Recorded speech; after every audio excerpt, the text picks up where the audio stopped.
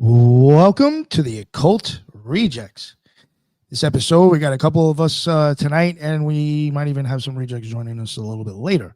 But before we introduce this guest, somebody I've been wanting to get on for a minute, and I'm just sometimes booking people. I'm fucking horrible. But we finally got him on. Before we get to him, let's get Headless Giant. What is going on, my man? How are you? Please let everybody know what your deal is and where they can find you.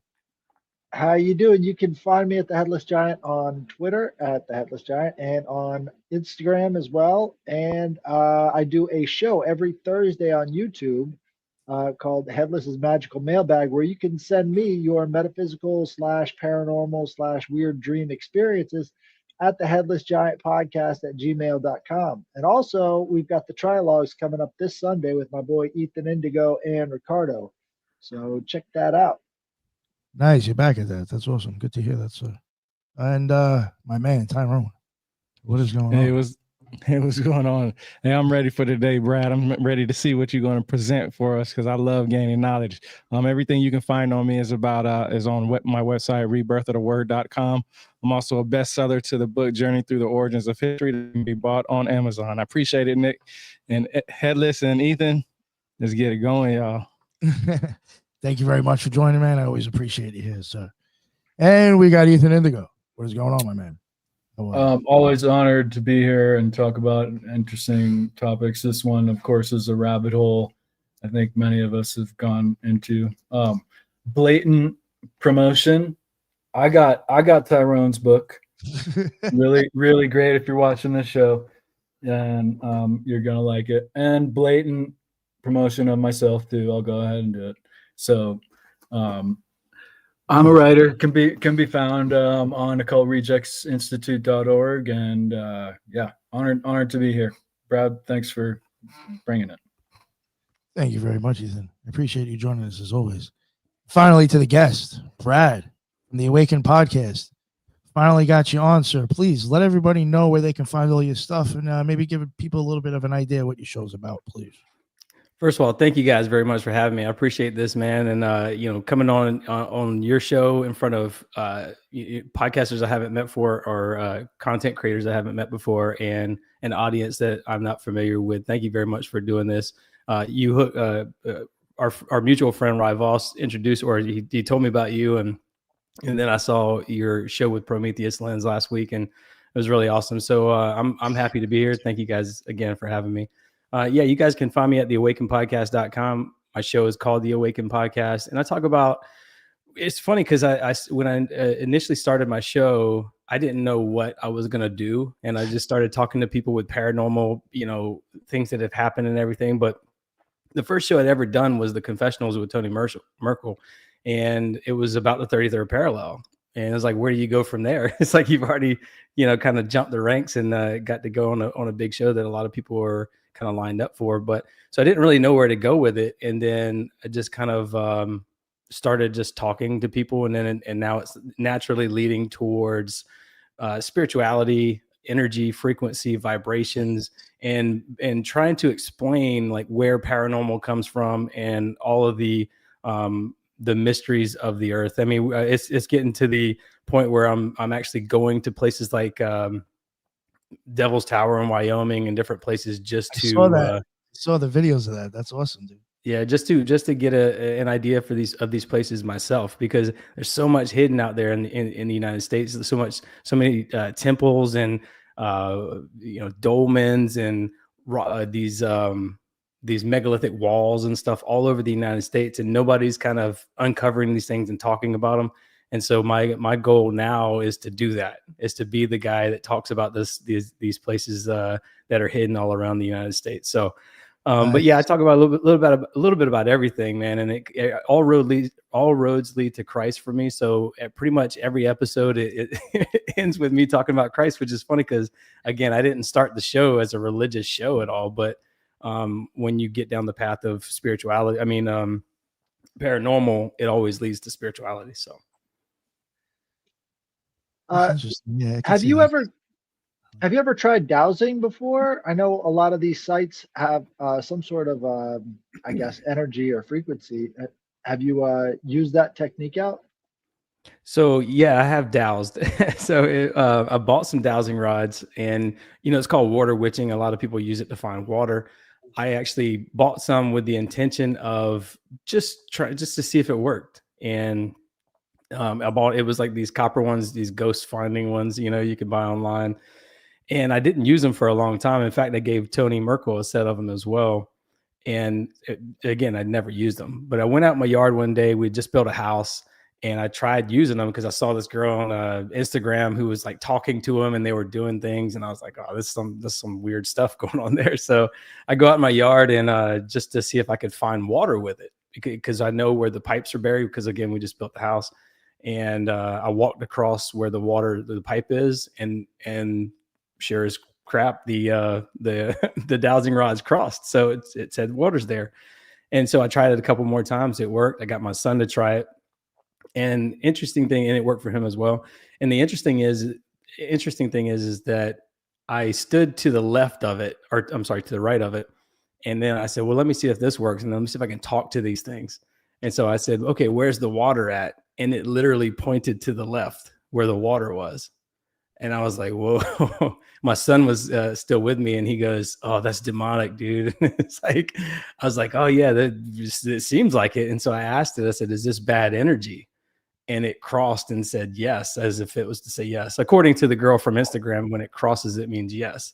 And so as soon as it said it was bad energy, I literally just took him straight to the dump, dude. I was like, I'm never doing this again. I prayed. I closed that door basically, because like Vicky Joy Anderson says, you got to kind of close the doors behind you. If you open the door, you got to close it. So you got to make sure you pray it all out. So that's what I did. And I haven't messed with them since, because I feel like, what is it that's guiding those rods, that we can't see? That's what concerns me, is the unseen world that is around us.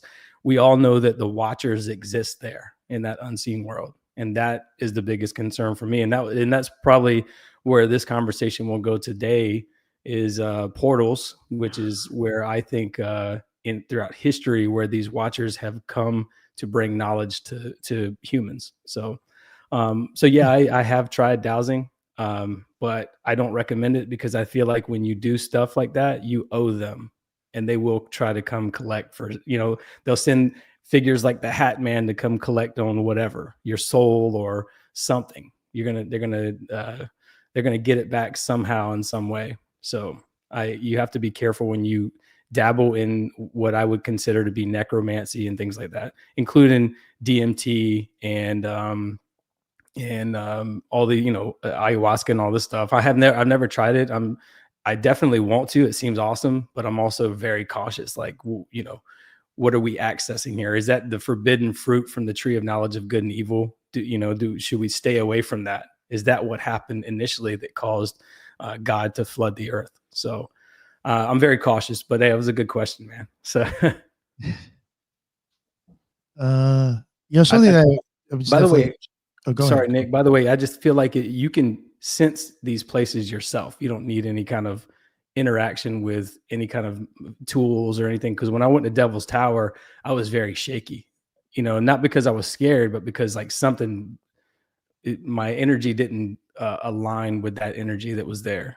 And then I had a headache afterwards. I had to take some Tylenol on the way home. So yeah, I just and I had Freddie Silver on my show, who's been on Gaia TV and History Channel and stuff like that, and he told me that same thing. He said that when some of these places you'll go to and you'll feel elated, and then some of these places you go to you'll feel very like ill. It'll make you ill if you don't vibe with that place, whatever that place is. So sorry, Nick, I didn't mean to interrupt, man. No, you're good. You're good. One thing that you happen to mention that something that really kind of I guess kind of why I even had you come on for the 33rd parallel and even Stargates. Something I even noticed that you said that you're into is kind of like frequencies and stuff like that.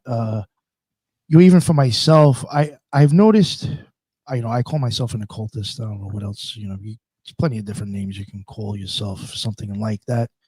But like for myself, I feel like that is something that if you are one of those types of people, you're going to end up getting into, I think, in that area at some point. And for me, it's for me when I started getting into that stuff more, it was almost like a science being able to prove magic to an extent. And I do think that that might be something that's like coming in the future. I think maybe shortly that certain things will start coming out as just like kind of weird science, but proving that this is how stuff actually happened and how it worked.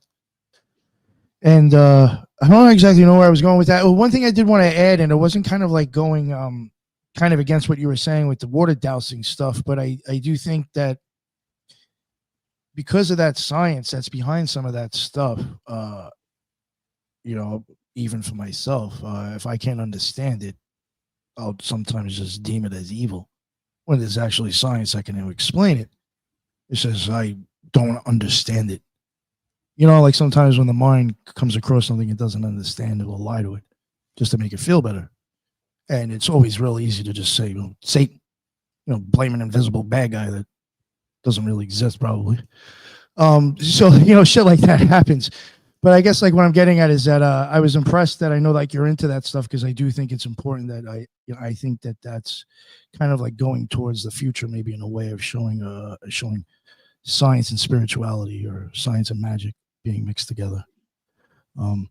So I guess after all that, what was it that got you interested in the 33rd parallel? Yeah, so I grew up on the 33rd parallel, but I didn't know it. And you know, I initially started doing, like, I'm a marketer and a web designer by trade. When I got out of the military, I was in the Air Force. And when I first got out, I kind of, you know, while I was in, I was sort of like an NPC, I guess you could say. Wasn't really paying attention to anything that was going on. And then I got out, and this was you know, right after, it was like 2011, something like that. Then I got really heavily into politics and following like who's running for president and all this stuff, you know, and I was going to school on the GI Bill and all this. And as I was going to school, I was also doing marketing and stuff. And I started to do these papers on different subjects. And I found a bunch of conspiracy, like, you know, I was like, well, that's weird. That's odd. This is odd. This is odd, whatever. And so it led me down a path of conspiracy. And then I was like, okay, there's something going on here. And then the conspiracy path led me to paranormal.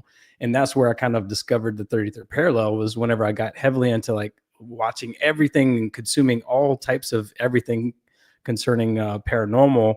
I started seeing like, oh, this is there's some weird things happening on this place and this place and this place. And then in my mind, I'm kind of connecting it on a map. And I'm like, oh, that's generally on the same line, like Atlanta and Columbia, South Carolina, and Bishopville, South Carolina. I'm from South Carolina, by the way. Alabama and Texas and Sedona, Arizona, and Roswell, New Mexico, and all these things were basically in a straight line. I was like, okay, this is weird. Yeah, right. And so so then I looked at the map, and as I'm going across, I'm like, oh, Charleston, South Carolina, that's where I'm from as well. That connects on the 33rd parallel. And I'm like, okay, well, let me see if where I'm from is, what's that? I was like, I got to see how far I am from that.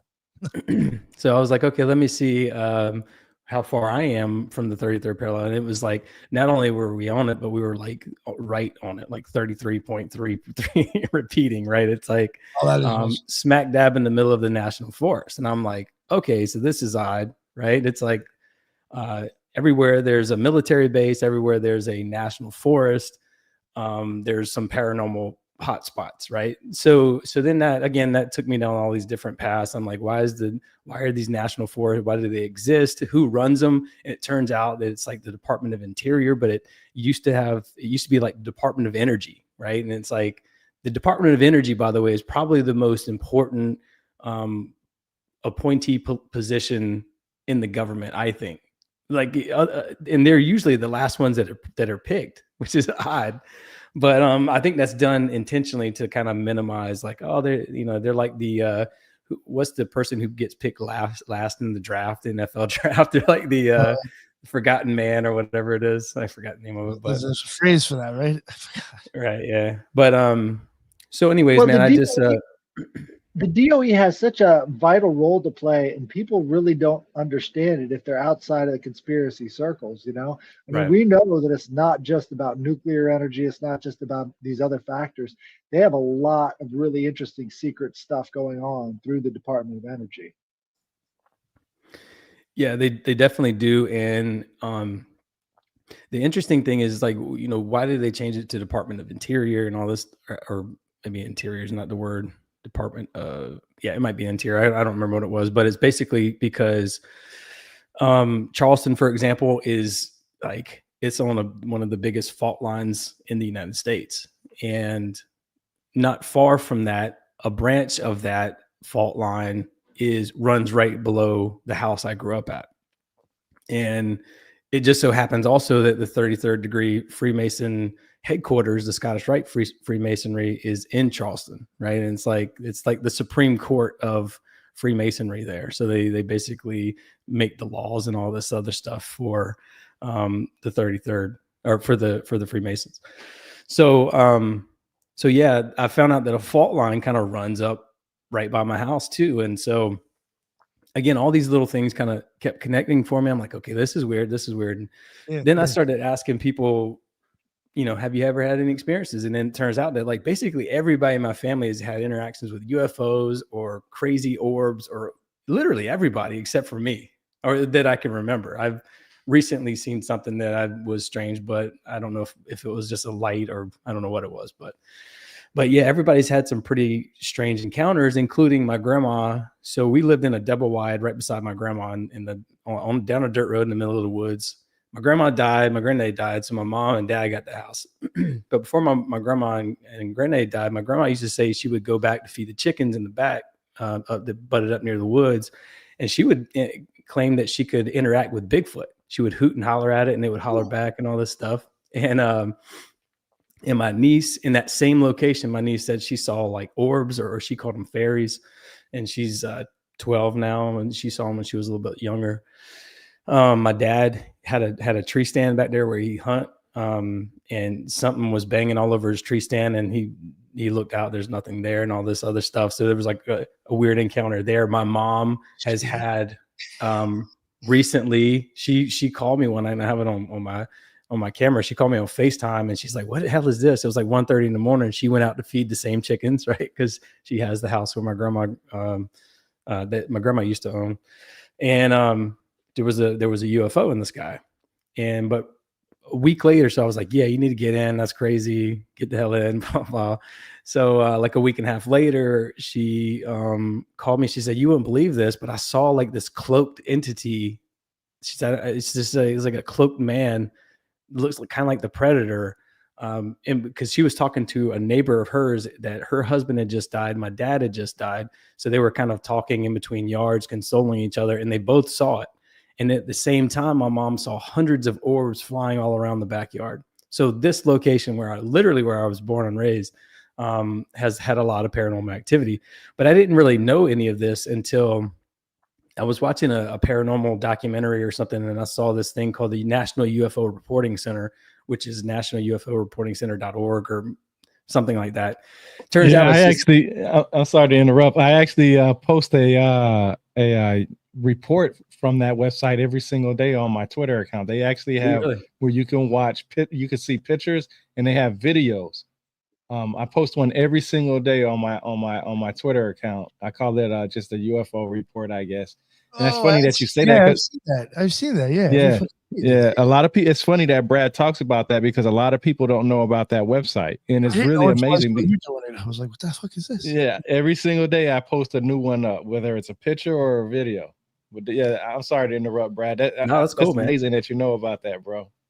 Yeah, so I looked it up, and I mean, I was digging through the website, and I was people post drawings and pictures and all kind of crazy stuff, videos, and I looked up my hometown, and I saw that there was a video, and this was when my dad was alive, and I called him and I said, hey man, you ever seen these? Like, it was a video of like a mothership UFO, like 5 lights, and then little lights would peel out, and they would just go flying all over the place. I called my dad, and I was like, hey man, you ever seen anything like this? And he goes, oh yeah, that's from the fella at the head of the road. And I said, what do you mean? Like the head of our dirt road? And he goes, yeah, this guy goes out there. This guy goes out there every night with night vision goggles, and he films this stuff. And he said, yeah, they did a report on a newspaper and all that stuff. And he goes, I see shit like that in the sky all the time. And I said, well, wait a minute. I was like, who so where was he filming this video? And he goes, oh, it's right over our house. Like, so that UFO that he had filmed, that I'd seen the video that was on YouTube, was right over where my mom and dad lives. So that little area is a hot spot. Well, the funny thing That's is pretty that, cool. yeah, that guy basically was would film it every night, and then military jets would come in and chase it off. He said there's always a connection to military again, and chasing these things away. But the National UFO Reporting Center, by the way, it's just one guy out of like Washington, and that runs the site. And if you call the FAA or some other government organization to report UFOs, they make you call, or they make you report it on the National UFO Reporting Center.org website. Because they actually, it goes back years too, bro. Like, yeah. I'm talking about all the 50s. Way in the back. I actually found on one of the things, and I'll bring it up if I can. There was a lady who reported a UFO, and then she went to her mother's house or grandmother's house or great grandmother's house. I can't remember which one. Found the news clipping of two people holding an alien thing. I'll bring it up real quick to show you guys what I'm talking about, but it's pretty interesting because, like I said, they have some really good gems on that website. I'll bring it up right now. Awesome stuff on there. I read a pastor from my area reported something. He went into the woods and had this encounter with these crazy lights, and everything went silent and all this stuff. And it was like, there's some amazing stories on there just to read it. If you just want to fill some airtime or something with content. Yo, right? Yo. Yeah. Yep, I just brought it up. It was from 1953. If you could bring it, yeah, this one right here. This is this on this side. Like, I posted every single day on Twitter, and you can see they give you a little description. I copy the whole thing, and they give you a little description of what they've seen and whatnot. You know, sometimes they put their names and cell phones in there. Sometimes they delete them or whatnot. But this was actually on that website, on that thing. So and I don't know if you guys can really see. Yeah, that's what I'm saying. It's a little like a little small little. I wish I could make it bigger, but it's just a little small little alien type thing. And I don't know if you guys remember this, but you remember, I think it was in Texas where they had a UFO hit like one of those wooden windmills or something like that. I can't remember. I don't know. I can't remember exactly what the thing that happened, but it crashed somewhere in Texas, and they buried the alien in the cemetery, and they kept it unmarked for a while. But this is actually from there. She says, you know, this is crashed into the well, right? It crashed into the well. Yeah, something like that. I can't remember. Yeah, something like that. I can't remember the specific, but yeah, something like that. But yeah, this is a picture right here from that, you know, the UFO Reporting Center. A lot of people don't know about it, but that's actually a great website if you want to. And I challenge everybody that's in here, go to that website, go to your hometown, and they'll break it down, you know, the city, date, time, and all this other stuff. And they even have a world map, a world like Google, where they show you where all the hot spots are. If you actually look at all the hot spots are in the main two big hot spots are in two places, the Americas and Europe and UK, in that area. You can see where it's a lot of red dots at. They have it like linked up with red and stuff like that. And I'm telling you, it's pretty amazing. They have a lot of good stuff on there. But I'm sorry, Brad. I just had to bring that up, bro. All right. Sorry, I was about to choke on a piece of ice. I was clearing my throat, and then you said it didn't just stop. And I was like, "Oh God, I gotta spit it out real quick." Yeah, I'm glad you do that, man. I'm glad you share stories from that, because I'm telling you, that reporting site is awesome. And again, the federal government makes people report to. I mean, they don't make them; they just say, "Man, we don't care about it. Just report it to this guy," because again, it's just like shedding it. Like, they don't have any. You know, they're washing their hands of it, if you will, and they're like, well, it just goes to some crazy guy in Washington or whatever.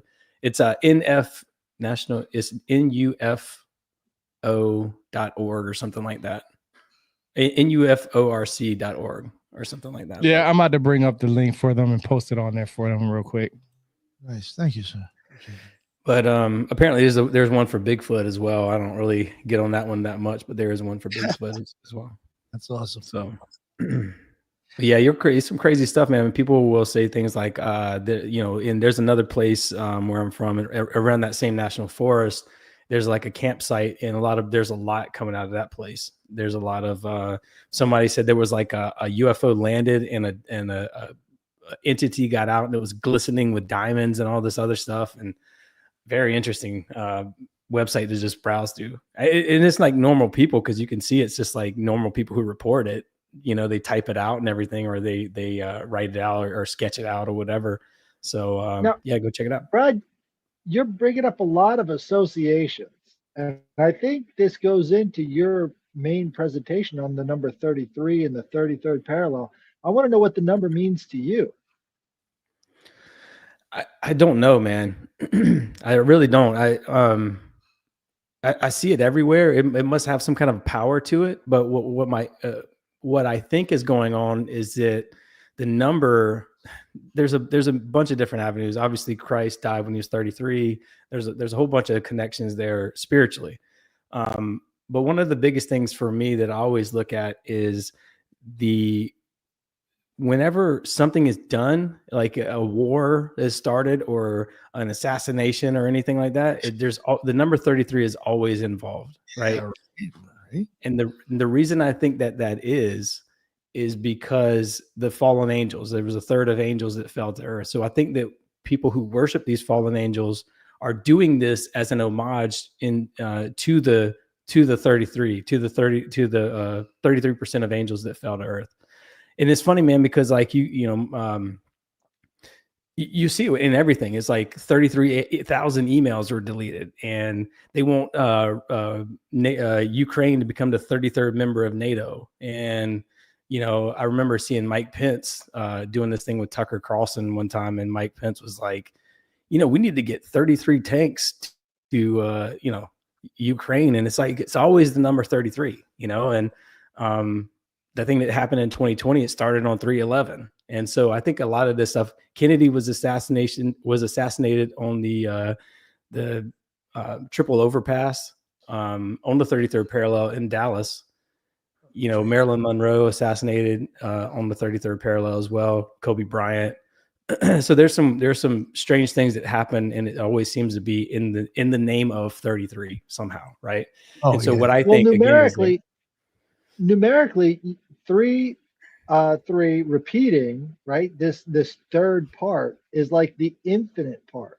So if you've got a third of something, that would be 3 repeating on to infinity. So it's like you've got the picture of the Trinity and infinity together in the same number, right? So there's this kind of like infinity of the third, which represents a part of the whole. So to me, it's like they're making sort of a statement about infinity and power when they're using that number over and over again. Well, I think that they get technology and information, advancements in technology, medicines, scientific discovery, all these other different different types of metal and all these different things. I think that people who are working in the government, I think there's 2 factions of the government. I think that there is a government that's working to keep these things from coming out of portals. Like I said, they're chasing them off with the military jets. And then there's a faction that I think is getting information from them. And when they get that information, they owe them. And so they have to do these things in the number 33, like Afghanistan, Kabul, Afghanistan, Baghdad, Iraq, all these places, Damascus, Syria, all of them are on the 33rd parallel. The Temple Mount in Israel is on the 33rd parallel. You keep going across, man. It's like every war, just about as recent in modern times, has been 33rd parallel. Even the bombs that were dropped on Nagasaki and Hiroshima was on the 33rd parallel. And Roswell, New Mexico, right? The crashes in 1947. Roswell, New Mexico is on the 33rd parallel, but a lot of people don't even know that the 509th Bombardment Group was headquartered at Roswell, and they were the ones who were training at White Sands, and they were also the ones that were dropping all the nuclear bombs on Nagasaki and Hiroshima. So there's a connection to atomic bombs being dropped on the 33rd parallel, and I can get into that in a little bit. There's a book by a guy named Bruce Cathy, who wrote a book called The Harmonic 33. And harmonic 33 to him is the resonant frequency of Earth, right? And only time that an atomic bomb can go off is when the resonant frequency of Earth meets the resonant frequency of the sun. And it only happens at certain times of the year, certain times of the day, things like that. And he come up with a mathematical equation and pretty much could pinpoint it every single time. So there's a lot to unpack with all of that stuff. And then you start again making connections to, you get into the spirituality stuff. You get into with the fallen angels. You get into the Christ stuff. I mean, there's even a math equation that's the number 33 is the hardest math equation to solve, or something like that. And so it's like almost impossible to solve this one equation. I can't remember what it's called, but the number 33 is basically impossible to solve in some kind of mathematic terms. So you guys have to look that up. Say the location of Roswell brings to light your point about the DOE, right? And that kind of they're having to do with unidentified objects and also the whole nuclear experiment, right? And it all has the same kind of secrecy levels. And when you talk about the 33 angels, it reminds me of the remainder would be the 77, of course, in the 7 in heaven, and that being a more holy relationship or positive. And you just mentioned the math problem of 33. Rarely do we see 3s and 7s. Maybe not rarely. I guess with numbers, it's just as likely as any other time. But it seems of significance when we get 7s in a row and also 3s in a row. I have a funny little equation here from biblical numerology, the 144,000, excuse me, divided by 108, a very special mathematical and spiritual number, equals 1333. So 1333.333333 ad infinitum. So I just thought that was so things can resonate on those different hertz. Like if you had 100, 200, 300, those are resonant frequencies. Those are resonant harmonics. And so like the mathematics is a real big part of this, right? It's like we just don't know the code. We don't know what it all means, but it has something. You think about like music and music notes. It's like do, re, mi, fa, sol, la, ti, da, right? It's like do, re, mi, fa, sol. Those are resonant frequencies of each other. And that's what I was just mentioning with the sun and the earth. Those harmonics have to line up in order for the atomic bomb to go boom, bigger boom, right? They can go boom on their own, but when they hit that energy, so what it is it's the earth is sort of dormant during the day or during the night. It kind of sleeps. There's magma that's in the earth, right? That's like, and magma is made up of magnetite, which is iron rich minerals. And it just is kind of dormant. It's a magnetic energy. So earth is a big magnet. It's a magnetic energy. When the sun comes along and heats it up, that magma becomes a magnet by itself can't create an electrical current, and unless it's induced, unless it's moving. So when the sun comes in, it heats up that magnet, it makes it magma, and it makes it active, and it creates these telluric currents, these electric energies that flow beneath the Earth's surface. Well, that's why there's always, and I haven't got to this, but volcanoes are always involved. There's always volcanoes nearby, or extinct volcanoes, or streams, or faults, or fissures, and things like that, because these electric currents, when they're induced like that, when the sun induces them, they flow out of the earth. As the sun goes away, those currents go away. So there's a dusk and a dawn time where it's very critical for these entities to come into our reality. It's the moment where Liminal. the sun, yes, the liminal space is right. The liminal space. Thank you. I was looking for that word and I didn't want to fumble it. So thank you for saying that. It's the liminal space, right? It's like, and by the way, that's why the occult symbol of a rabbit, because rabbits are crepuscular, right? And so they come out at dusk and dawn as well to feed.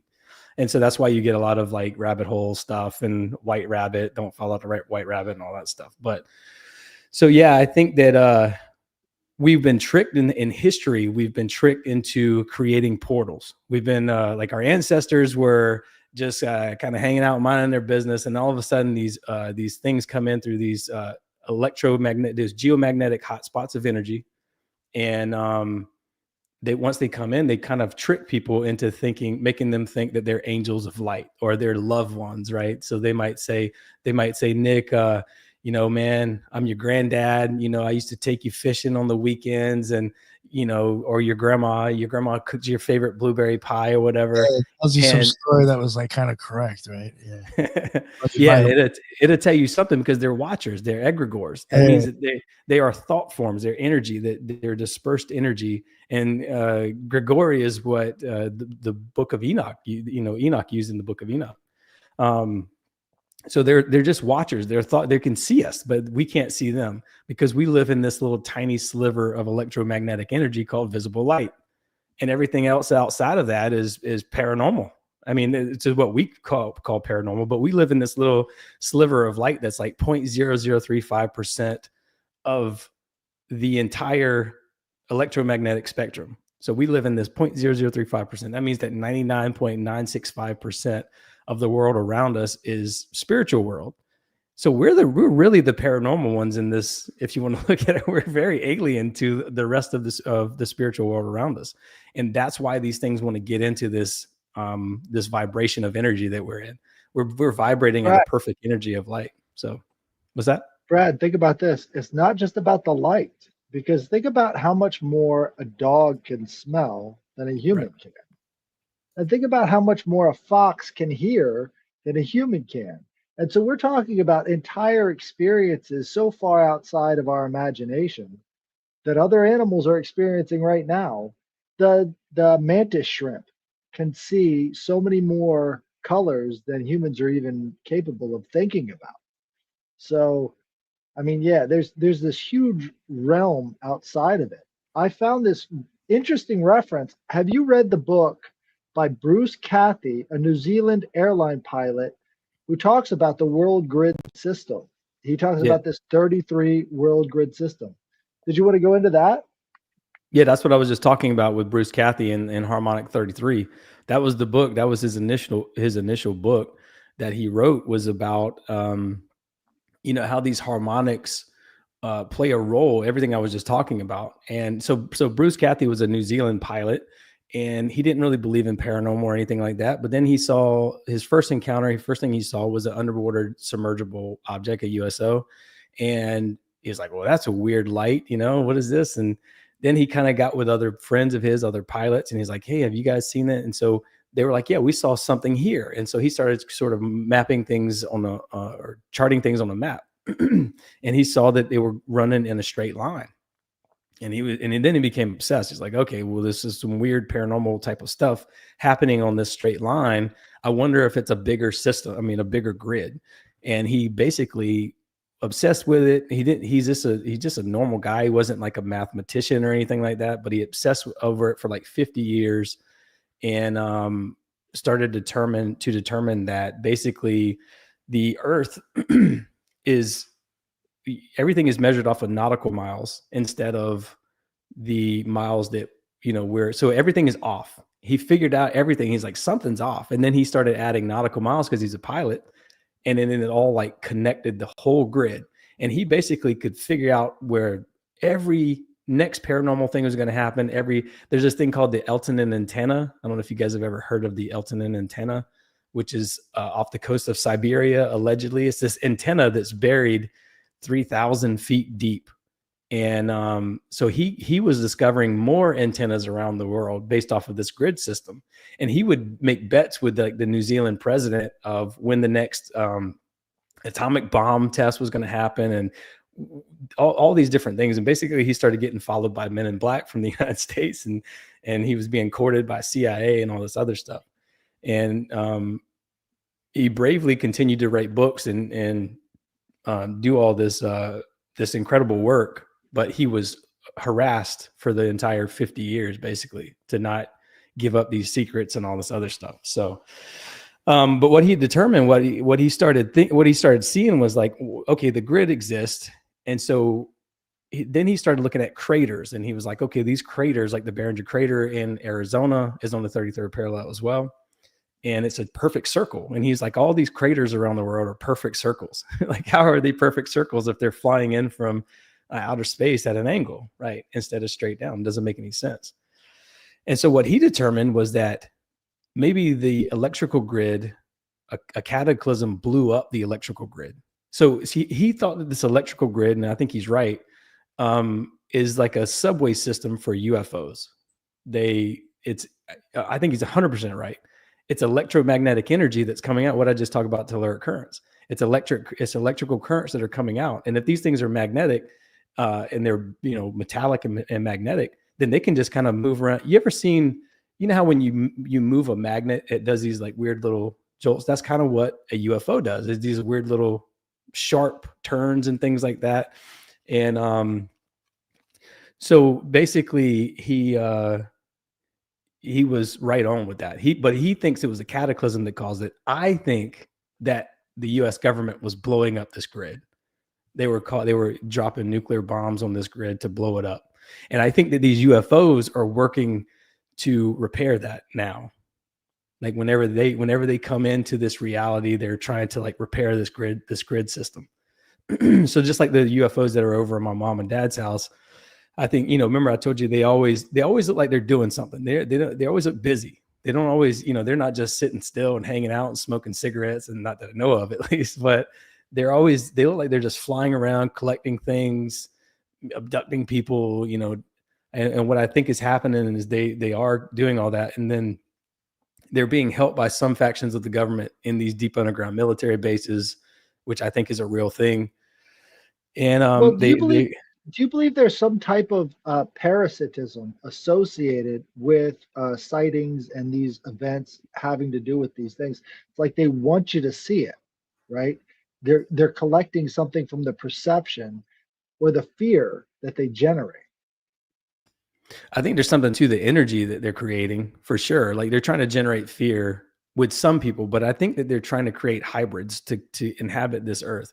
Because like I said, if we live in this perfect, think about it, man, we live in this perfect temperature, this perfect zone of temperature, right?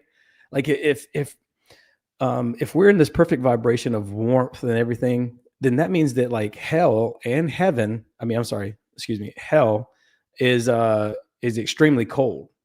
Right? That means if it's slow vibration, that means it's extremely cold. And in fact, you know what?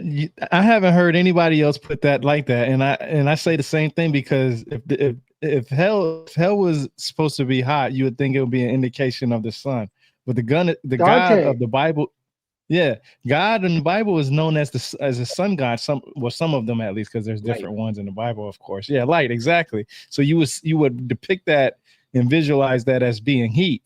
When evil is in the darkness, when there's no light, darkness automatically shows that it's cold, right? And see, and that's, you on to something, Brad. You on to something, because a lot of people don't think like that. And it made me wonder, why do people associate hell with being hot, when in reality it was probably more than likely cold, just because of the simple fact that hell is in darkness. Well, even if something is very cold, it still burns, right? It's like, it does, exactly. And that's probably the missing representations, because if you put your hands in snow, you can get frostbite, and it feels. As some people say, it feels like it's burning. Right. So yeah. My bad. In Dante's Inferno, the lowest level of hell was frozen. It was completely frozen. And also, if you look at where the origin of the word hell, it was a Teutonic goddess of the underworld in a frozen place, right? So, all of these different indicators point to hell as being a very, very cold thing. The serpents are always like the Hopi build tunnels that go down into the earth so they can try to get close to the serpent god, right? And it's like there's all these things that point to the cold as well, not just. So the sun is a representation of light, or God's light is you can look at the sun. I say that I don't know, I'm not even how sure I am of this, but if you look at God's light, because everywhere in the Bible it says God is light. It says it 1,000 times. Like, how can you interpret it as anything else other than, okay, God is light? Because this is what the Bible says over and over. And if you look at the sun, what I think the ionosphere is above us is a prism, and I have a prism right here in my hand. And I think that prism, when God's light, what happens when you shine white light through a prism? It refracts into the colors, right? So if God's light is the sun, and it shines through the firmament, which is the ionosphere above us, which is plasma, then those colors are refracted. We're light beings. We're refracted beings. That's what we are. We're HUE, color beings. And man, the man part means manifestation. So we're color beings that create. And the Bible says this. The Bible says we are created in God's image. And if God is the creator, then we have the ability to create too. And that is true, because look around us. I mean, we're the only beings on this planet that can create the things that we have. We got cameras and cell phones and desks and houses and all this other stuff. You don't see, tigers building houses and all this other stuff. So I'm sorry, Nick, go ahead. No, that's a good point. Yeah, that's all. But yeah, I think we're extremely special. And I think that these things want to get where we are because they're cold. It's miserable. They're disembodied. And so if they're constantly watching us and we're having sex and smoking cigarettes and drinking beer and living life and, swimming in the lakes and having a good time and enjoying life, they want to get here, and I think that they can't because they're disembodied. And I'm sorry, go ahead. I've heard it put before that we're the highest level of hell and the lowest level of heaven. And so if you're thinking about it from that perspective, and then you're applying vibration to it, we're like that midpoint of vibrations. So it's not all the way cold and it's not all the way hot. It's right in that temperate zone.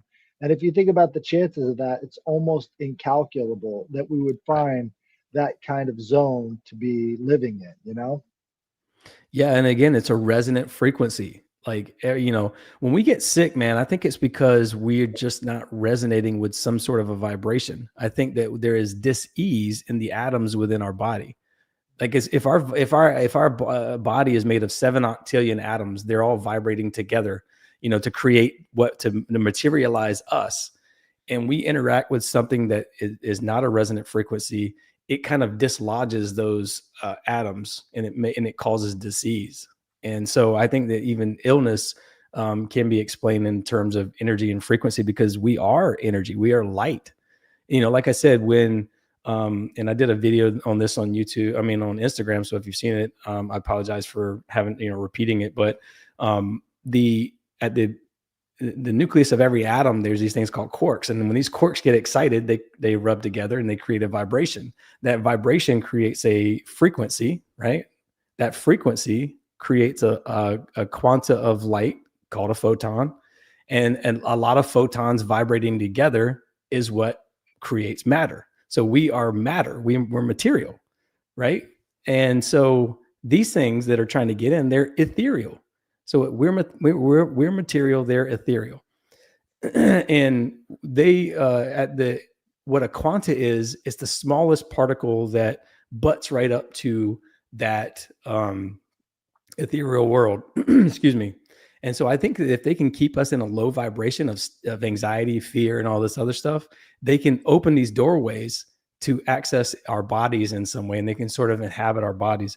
Have you ever seen someone who's high on drugs or possessed or whatever, and it looks like they don't know how to operate their body? You can see this in Kensington, Philadelphia, right? How these people are all slumped over and all this stuff. It's because these demons, these Nephilim, they don't know how to inhabit a human body. They haven't figured all that out yet. So I think that they're trying to create hybrids to come into this reality, to come into our world. But and I think that our government has an agreement with them, and allegedly they do with Dwight Eisenhower in 1954, called the Greada Agreement, where they would essentially allow these things to abduct people and create hybrids.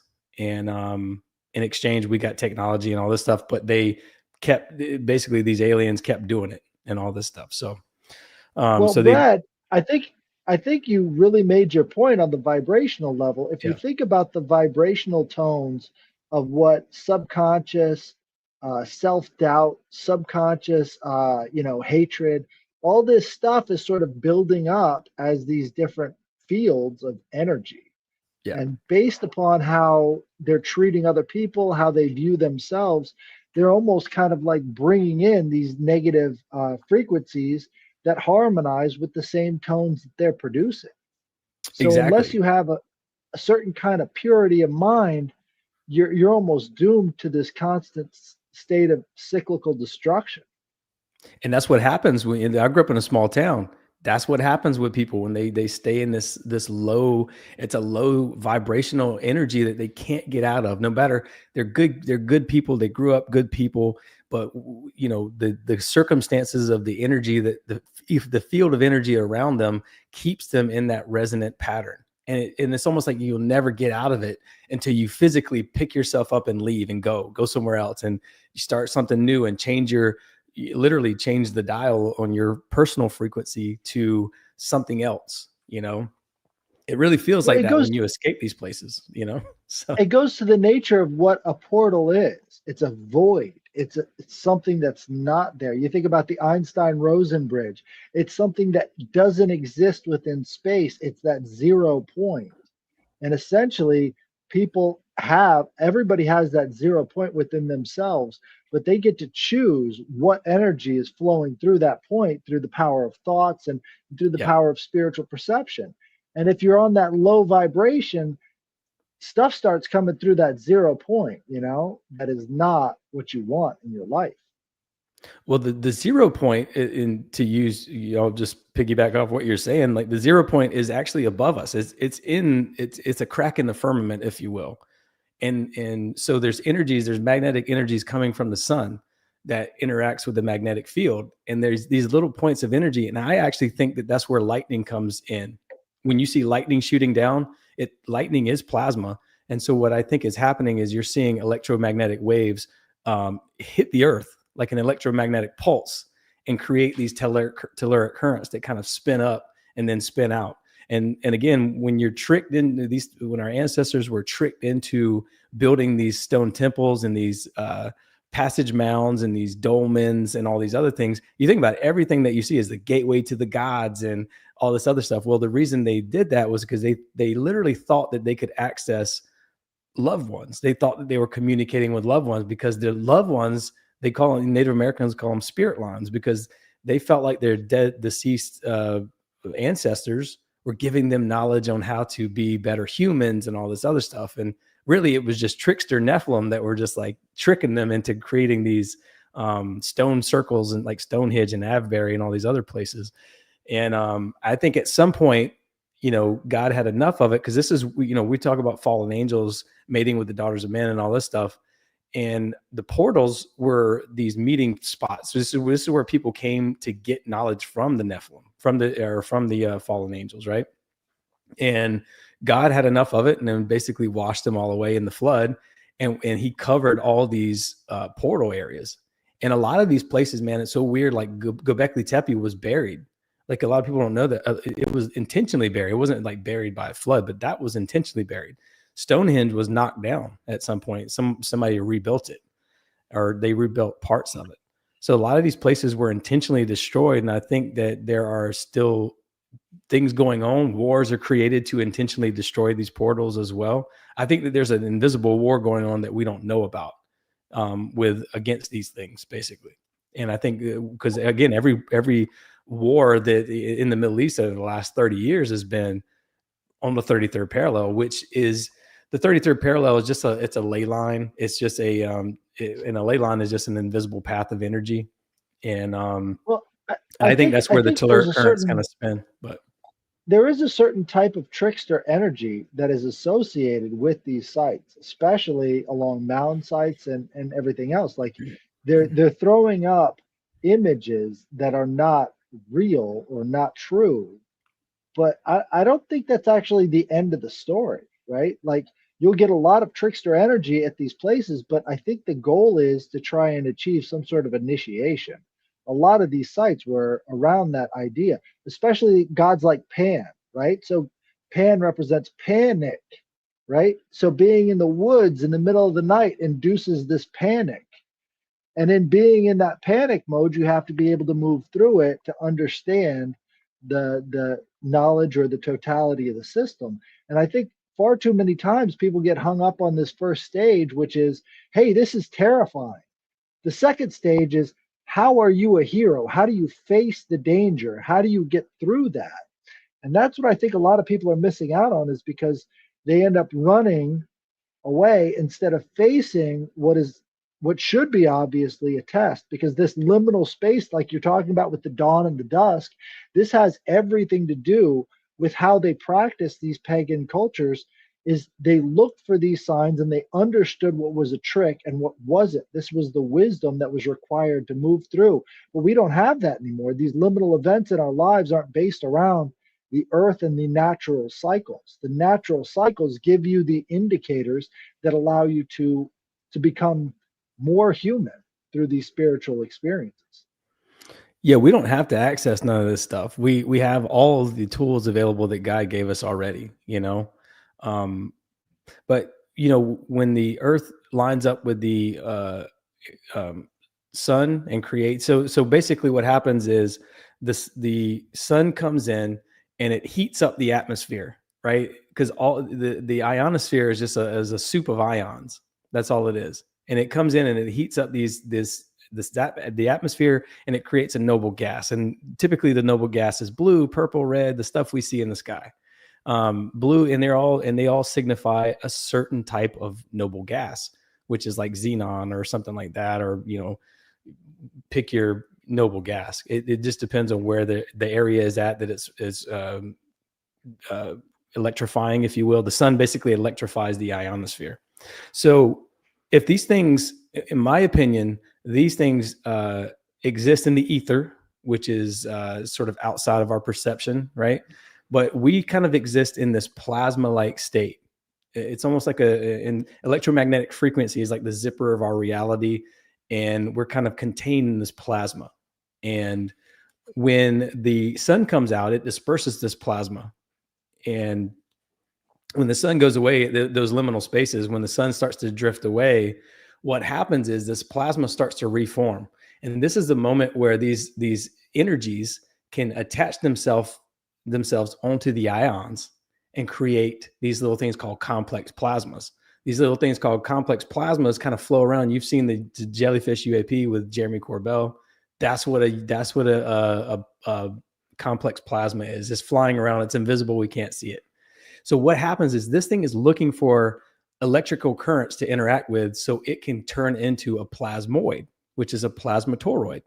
And a toroid is a donut. It's a halo, basically, right?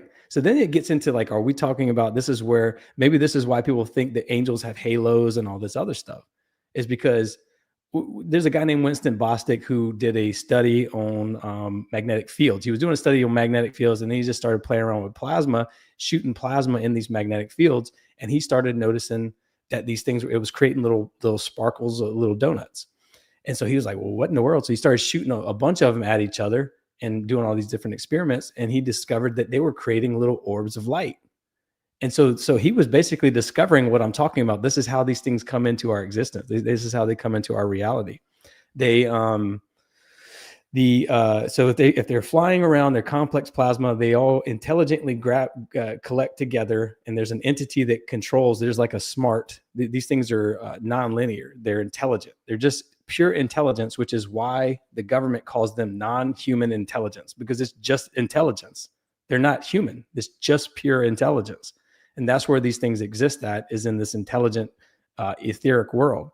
So when they come into the complex plasma and then they hit a magnetic field or electric current that's been created by like a stone circle, because again, if those telluric currents are snaking around the earth, this is where you get serpents and stuff from, the idea of serpents and dragons, because the energy is snaking around. It's snaking around the earth. This is where you get the caduceus logo, right? For the medical career.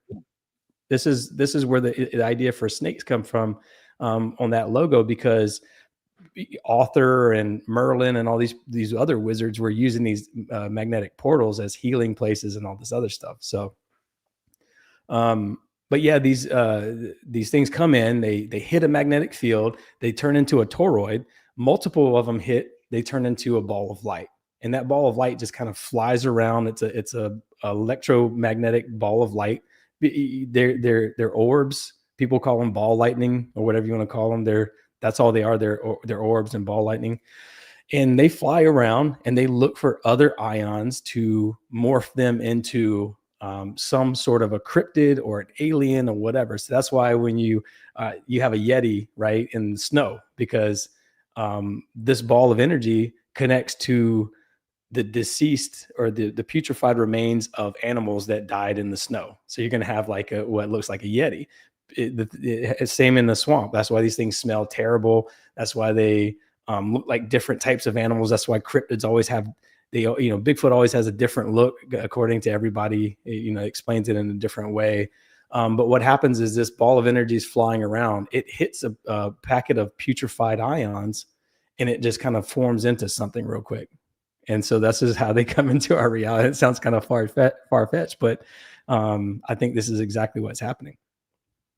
Well, we know that we have a lot of plasma activity that goes on around lunar graviton points, right? So they've got two 60-degree points coming out from the moon that are like null gravity spaces, right? And they've noticed, astronomers have noticed that there's a extreme collection of plasma in those spaces that actually organizes a lot of cosmic dust. They can observe that, right? So that is actually impacting the plasma development on the planet, but we have plasma in ourselves, and it's actually relatable as a magnetic field that exists around the body, which would be this aura. Yeah. And so you're talking about two plasmas interacting here from the atmosphere and to our aura, and these ideas of maybe cosmic visions having something to do with that sort of space between these two energy fields. Yeah, I mean, we're bioelectric beings, dude. Our hearts create toroids, our brains create toroids. We're literally balls of magnetic energy. Because that's what I just said. We're 7 octillion atoms, and we have this bioluminescent glow to us that we can't see, and that's called the aura, or black body radiation, or whatever you want to call it. But yeah, I think that these things, interact with us, man, and they affect that energy field in some way. You always hear this stuff like attracts like and all this stuff. It's true. Birds of a feather flock together, right? If you have a negative, if you're in a negative environment, think about it, if you're a negative person and you're creating negative vibrations off of yourself, it's being trapped in this ball of energy around you. And then like a magnet, you start attracting other negative things. That's why it seems like, when your car breaks down or whatever, all these bad things, your girlfriend breaks up with you or whatever, all these bad things start happening around the same time. It's because of your negative state of vibration.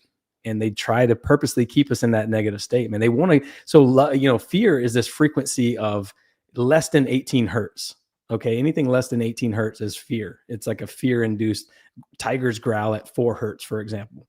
Love and authenticity is a vibration of like 528 hertz. So if you're vibrating at a high vibration, which is like Christ-like, right? Love and light and all this other stuff, you're vibrating too fast for these things to even attach themselves to you. But if you're vibrating at 4 hertz, at a low of fear, of anxiety, this thing can attach itself to you because it's a resonant frequency that's matched up to them.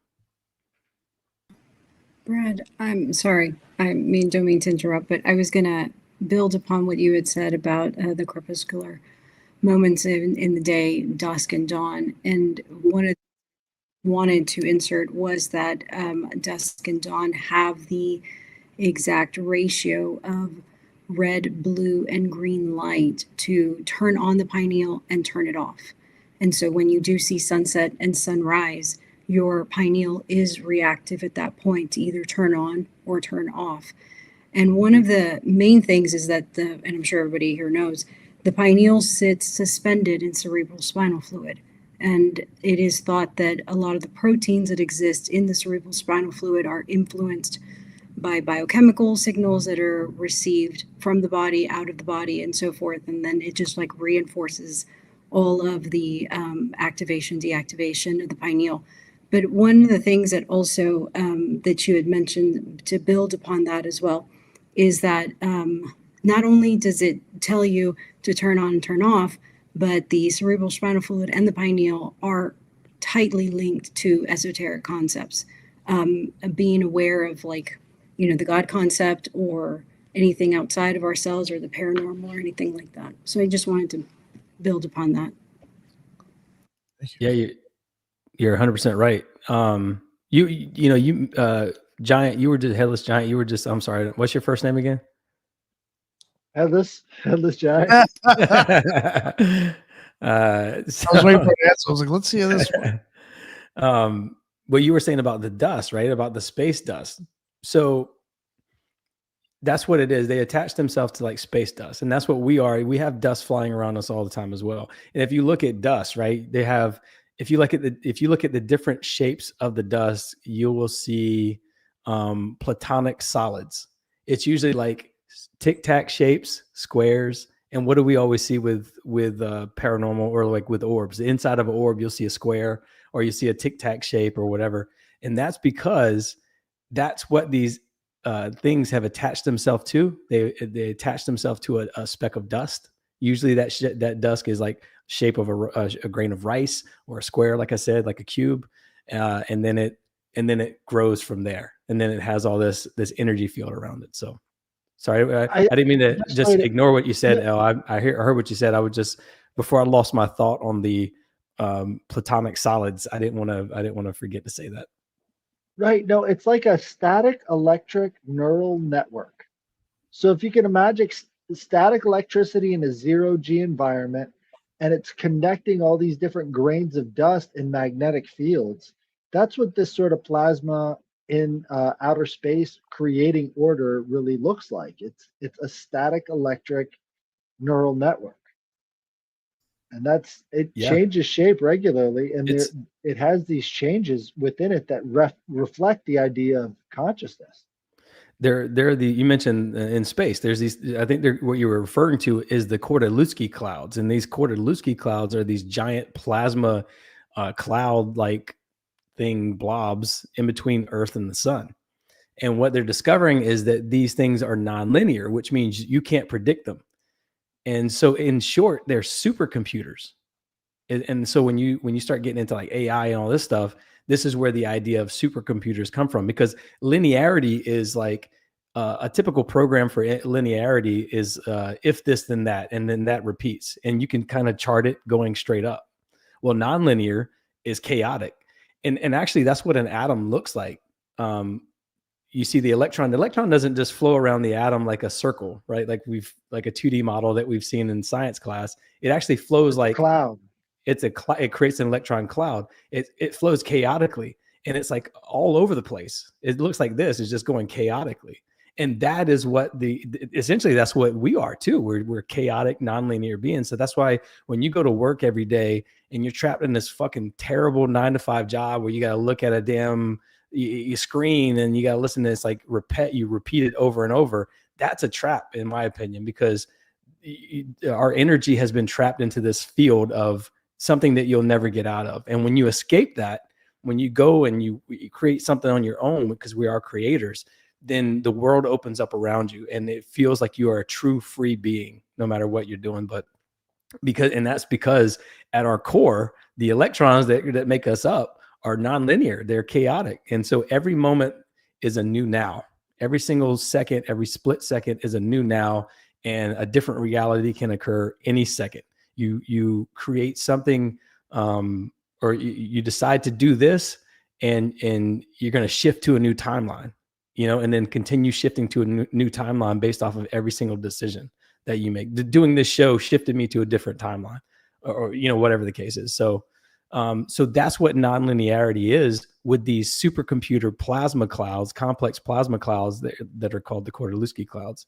That's what's happening. That's what these things are. They're non-human intelligence. They're just pure intelligence, and they're chaotic. They're uncontrollable. That's why with these supercomputers, it just goes infinitely into the void, right? It's like you're accessing information that you didn't even know was possible because Brad, speaking of which, I want to turn you on to this book right here. It's called The Fourth Phase of Water. I don't know if you've heard of it, but it's talking about the same type of electromagnetic potentials that you get out of these, clouds of plasma that come through water, right? And right. think about how many times water and light go together in the Bible, right?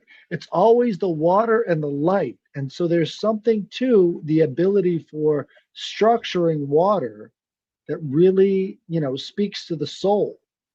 And it's these two different things. So, for instance, in the book, he talks about the easy water, which are these like hexagons that form around an object within the water based off of electromagnetic potential. So on one side of this hexagon field, you've got one charge, and on the other, you've got a different charge. So it's actually creating charge within the water. And guess what? It's charged by photons from the sun. I mean, we're mostly water. If you put these ideas together, it just makes sense, Well, that's what I think plasma is. I think plasma is like the electrolyte for the anode and the cathode electrodes, right? Like I saw Owen Benjamin at this at Bro Grove, right? We were having a beer together, and he asked me about that, and I had never thought of it. And I was like, oh, like he said, what do you think about the sun and the moon being electrodes? And I was like, oh, I never thought about that. And then it made sense. It was like, oh, the cathode is where the ions flow from through the electrolyte fluid, which is the plasma that we exist in, and then the moon is the cathode or the anode, right? Or maybe I got it backwards. Anode is the sun, cathode is the moon. So it's interesting, yeah. But yeah, I think the same thing. I think water plasma is like a conduit. It's when the sun loses ions, it gets transferred through this electrolyte fluid, which is plasma, to the cathode. So it's like a battery. We're like in a big battery. Water is still one of the most dominant, molecules in the entire universe. So there's something spiritual about that as well, because we're mostly water. Dude, I'm sorry. By the way, I'm sorry. I know it's all scientific stuff. I'm sorry if it's getting a little out of hand. People are sleeping in the comments right now. Sorry. No, I was going to say, science doesn't, every idea and theory that we have, science catches up with it later on in time. Yeah. You think about the first car that was created. I guarantee you somebody who was riding a horse was like, man, I wish I had something that could get me to my location a lot faster. And over time, and over generations and so on and so forth, things started coming together to create what we have as far as vehicles. So just because we don't have science today to prove that there's a way to hit portals and so on and so forth doesn't mean it doesn't happen. Science right now can't prove astral projection, but plenty of us have experienced astral projection, right? I've experienced it. I know that it's real to me, and anybody that tells me anything different, they're just telling me from their experience. You was mentioning the Bible. Everywhere in the Bible, you will see that everybody has their own experience, and meditation is used in there a lot. I know Ethan knows a lot about that because he wrote a great book about meditation. And when you meditate, you have your own experience, and you can, enter these portals or so-called stargates, whatever you want to call them, by your own movements of the rhythm of your frequency of your body, the breathing, and so on and so forth. Even what you eat helps with that. A lot of people say don't use fluoride because it'll calcify your pineal gland. Well, can science prove that? Well, they have seen calcified pineal glands, right? I know Japan right now either has created or is in the middle of creating a pillow where it can record your dreams. So every night that you go to sleep, put your head on that pillow, you hook up a device to your head or something like that, and it records your dreams. And then you're able to watch those dreams like you would watch a television show. Now, a lot of us have been able to also participate in controlling our dreams, which is called lucid dreaming. Imagine what we could do with that in the movies, the creativity and so on and so forth that comes from that. A lot of people who invented things through a meditative state or a state of fasting or separating themselves from, the mass of the people. That's why people go on the mountains to pray and meditate. That's why people are stuck in their rooms for, hours on end. I actually have Chinese medicine balls right here where if I'm meditating, if I can control this and just focus on this over and over again, I'm able to write my articles better, come up with better ways of presenting my art for my YouTube channel, podcast, so on and so forth. The Akashic Records is another one a lot of people don't talk about. It's basically, an informational guide of our lives and our past lives. And sometimes in some ways you can read other people's Akashic records to understand what they've been through. And a lot of this stuff can't be proven by science as of right now because we don't have the technology out there. But there are scientists out there right now who are trying to create these things that have the open-mindedness, like all 4, 5, 6 of us that's in here, or maybe just one of us may not be open-minded, whatever the case may be. But those scientists are just like us, right? Those scientists are the individuals who say, okay, I can't prove it right now, right? But maybe 1,000 years ago, 1,000 years later, they can. Now, also, we got to keep in understanding that science won't be able to, prove somebody's astral projection unless the Japanese somehow is able to create that pillow that does that. That would be a great form of recording somebody's mind and visual ideas in their brain when they astral project. Because I know when I astral project, I know that I see things out there that's not supposed to be there. I was actually confirmed dead in Afghanistan when I was blown up, and I had an event that had something that seemed like a different portal to me. And then, that was my experience, right? But then a lot of people would say, because you mentioned drugs and alcohol and stuff like that, a lot of people are able to tap into these inner things, but they're always on drugs or they have some kind of mental issue. So guess what people would say?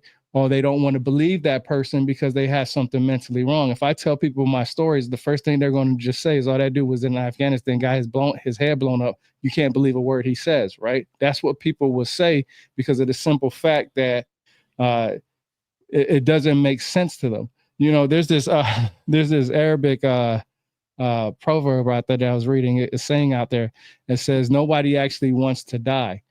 And if you really want to test that theory, throw yourself in the sea and see how much you fight to stay alive, right? Because it's not until that moment when you're in that hard situation when you're like, damn, is there a God? Damn, is there something greater than me? Damn, is there something out there that can help me? And then you have to look within yourself a lot of times to seek that information. But the problem is our narratives, our beliefs counter that because we've been systematically and, since families have taught us that there's only a certain belief. Not every family, but, most families, grew up Christian, Catholic, Muslim, and so on and so forth. So they believe that. And when they're introduced to new things, it goes against their beliefs and stuff like that. So they don't want to jive with it and whatnot. But, in reality, science is going to catch up with trying to figure out how these portals work. Astral projection is one of the biggest ones. I mean, you go to the Ba and the Ka in ancient Egypt, and it talks about how, part of your soul goes somewhere else, part of your soul stays here. And, the soul that stays here has to be equipped with all the stuff that you had when you was alive, right? And then your other soul is seeking a new life and so on and so forth. But you have that relationship with both of them. It's so weird how it is different for every culture, religion, and in ancient texts and stuff like that. But the point is that we have all been told since the beginning of writing, since people were able to write down their notes like a diary to say what they could and could not do. It always has been an idea that we were able to travel outside of our body. And there were things that was unseen and unknown to us that we can't interact unless we do certain rituals, prayers, and fasting and so on and so forth. Well, what you're describing is metaphysics.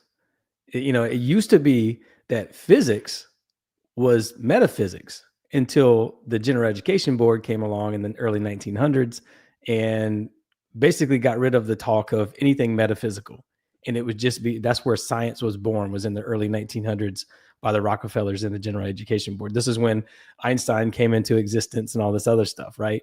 They got rid of the word ether and they started using the word plasma instead. So when we talk about ether, which is the fifth element, and when we talk about plasma, which is the fourth state of matter, they're basically the same thing, right? And so they changed the language and they started calling it science instead of spirituality. And so it's the same, is literally the same thing, but they just have changed the language on things. Just like with Bruce Cathy, with his book, that he wrote, what he said, that the nautical miles thing, and also how we have, instead of 24 hours in the day, our biological clocks are 27 hours in a day. And so they take out one little thing from the equation and they get, and it just basically throws everything off. So they take out the talk of plasma, which they don't even talk about. I didn't learn about this in school, by the way. They take out the talk of ether, because if you start to learn about all this stuff, then you start to rediscover who you are and how powerful you are and how you can create, and you have the this ability to manifest things. And so again, man, with all these AIs and all this other stuff, everybody knows that news is all fake and nobody is all garbage now, right? Except for maybe a few older folks who are still watching it and stuff like that. But most people don't even, Colbert's leaving his show and all this other stuff. Well, yeah, I mean, they're just basically gushing money, but they've been gushing money for years. And the reason why they still exist is not to get the news across. It is literally to make you manifest reality in whatever way they want you to manifest reality. I believe, like with 2020 and stuff like that, when that happened, they tricked us. They tricked our mind into believing that we lost our taste buds and our sense of smell and all this stuff. I don't think that we actually did. I think that that's how powerful. And then once that started to wear off, once we started going, no, I don't believe this anymore, then it all started reversing. And then what did they do? They started saying, we never said this, or we never said that, or because they want, if they repeat it over and over enough, it becomes a vibration in our mind. Our vibrations in our minds is just like the vibrations that create us. So our vibrations, our thoughts are vibrations, our words are vibrations. Every time we say something, every time we think something, we can manifest things into reality. We have to be very careful with our words. The English language, I think, is a demonic trick. I think that our language was something else. I think we could speak telepathically, but I think the words we speak now is all magic. It's all black magic that's coming out of our mouths, because when we talk, when we say words, every vowel, A, B, C, D, etc., has a different, it creates a different vortices of energy, literally a vortices of energy that comes out. And that vortices of energy has this toroid of a magnetic field around it. And that magnetic field vibrates things into reality, vibrates things into existence. So we have to be very careful what we say, what we listen to, what we watch, what we, all of the above, because movies, that's why it seems like all these movies are predicting the future. If they say things over and over again, it becomes reality. That's what I think that a lot of these things do, because, how someone like CNN or whoever, I'm not picking on CNN, but whoever still exists with low viewership, like nobody watches it except for in airports and stuff like that, is because they just have to have it playing in the background. They have to have it going so you continue to hear it, and then it creates a vibration which manifests it into reality. So sorry, that was it. It's funny. Oh, I'm sorry. Yeah, let me just say this real quick before I forget. I thought I had my mic on. Something that me and Lisa, I know for sure, came across. There was a few times where we kind of went a little off with the gematria. And there was a lot of times when we were like, what's really weird is that, like, sometimes when we run these things, you start seeing it matching other things that's going on at the same time. Like, like we might have been looking into something with true crime, but somehow it brings up Trump, Mar-a-Lago, COVID will be in there somewhere, a BLM or George Floyd or something. Like, it's like all these things were all happening around the same time. You'll see like matching certain things. And, I don't know how people look at gematria, if they take it serious or not. I don't know if that, but the numerical value is still being repeated. And it all seems to be going on at the same time. And I've wondered if there's something behind that, to where all of that is like feeding each other. It's just The, constant. numer- the numerical value for magic is 33 for simple gematria. Oh, there you go. So yeah, the 33 again, all over again. I don't know. Just to interject again, when I came in, Tyrone was talking about the UFO crash in Texas. Thank you for shouting out Texas.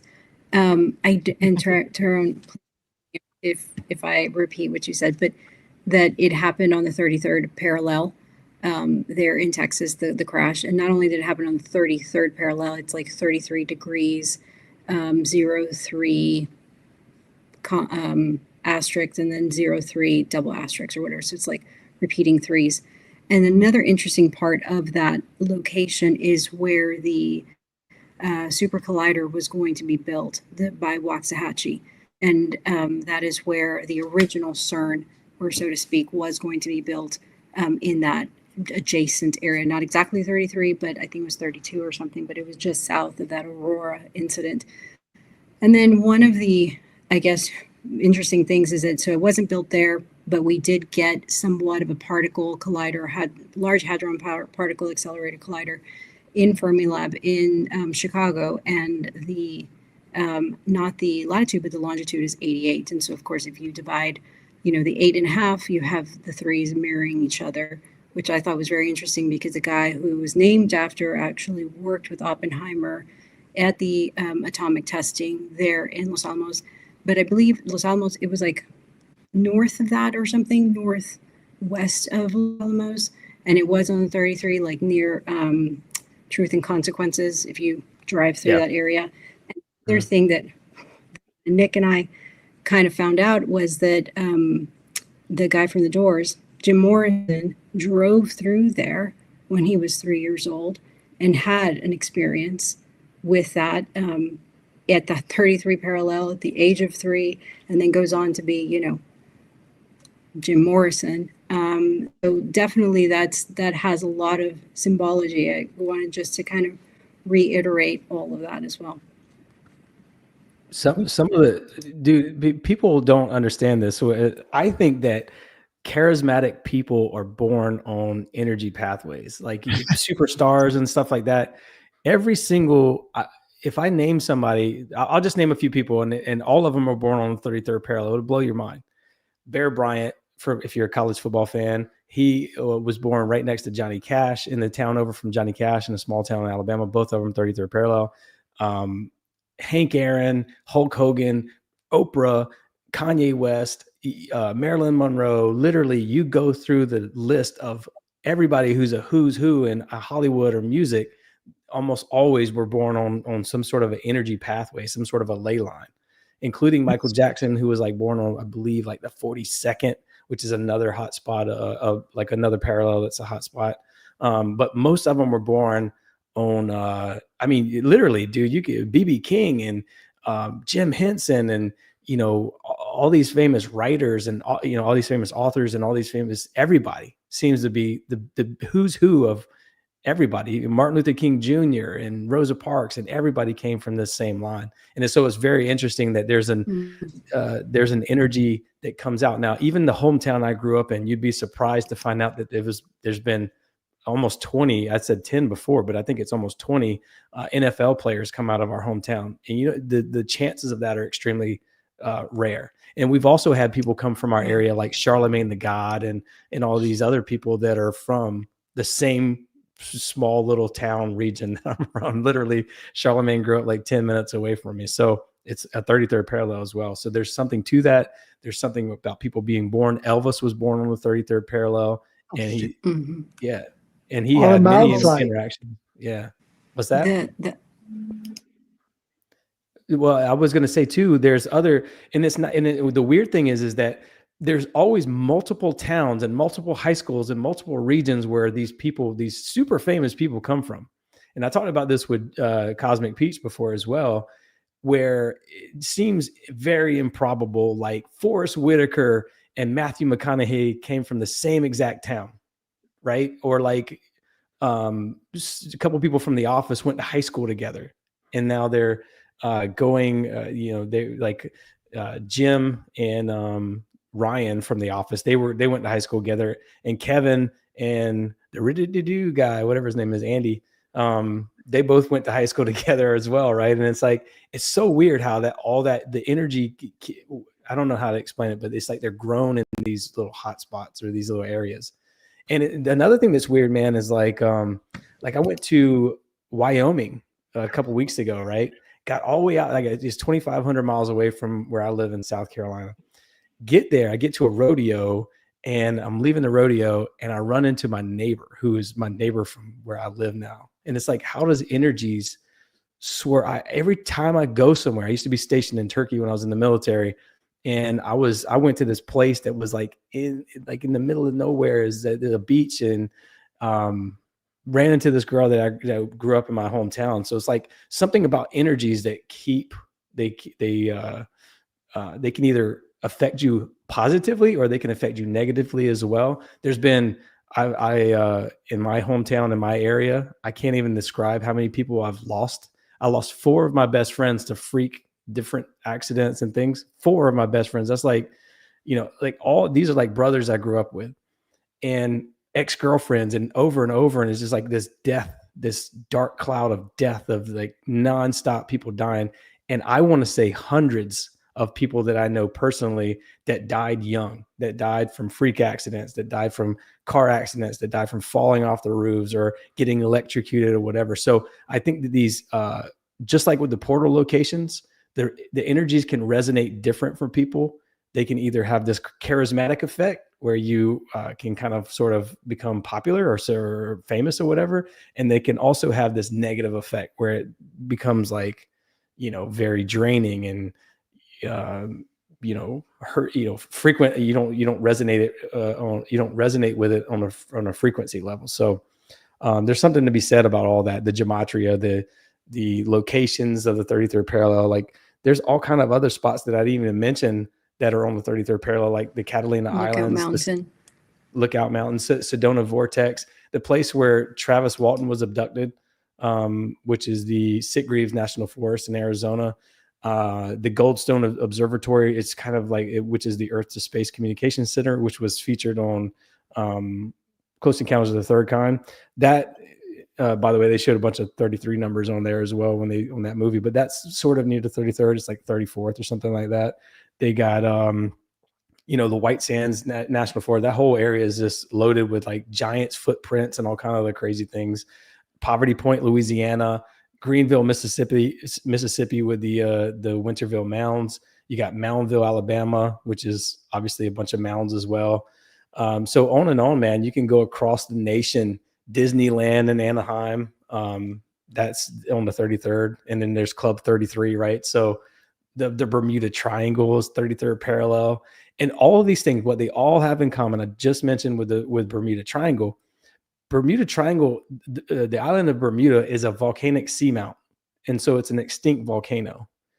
All of these energies, these telluric currents, come out of the earth from volcanoes, faults, fissures.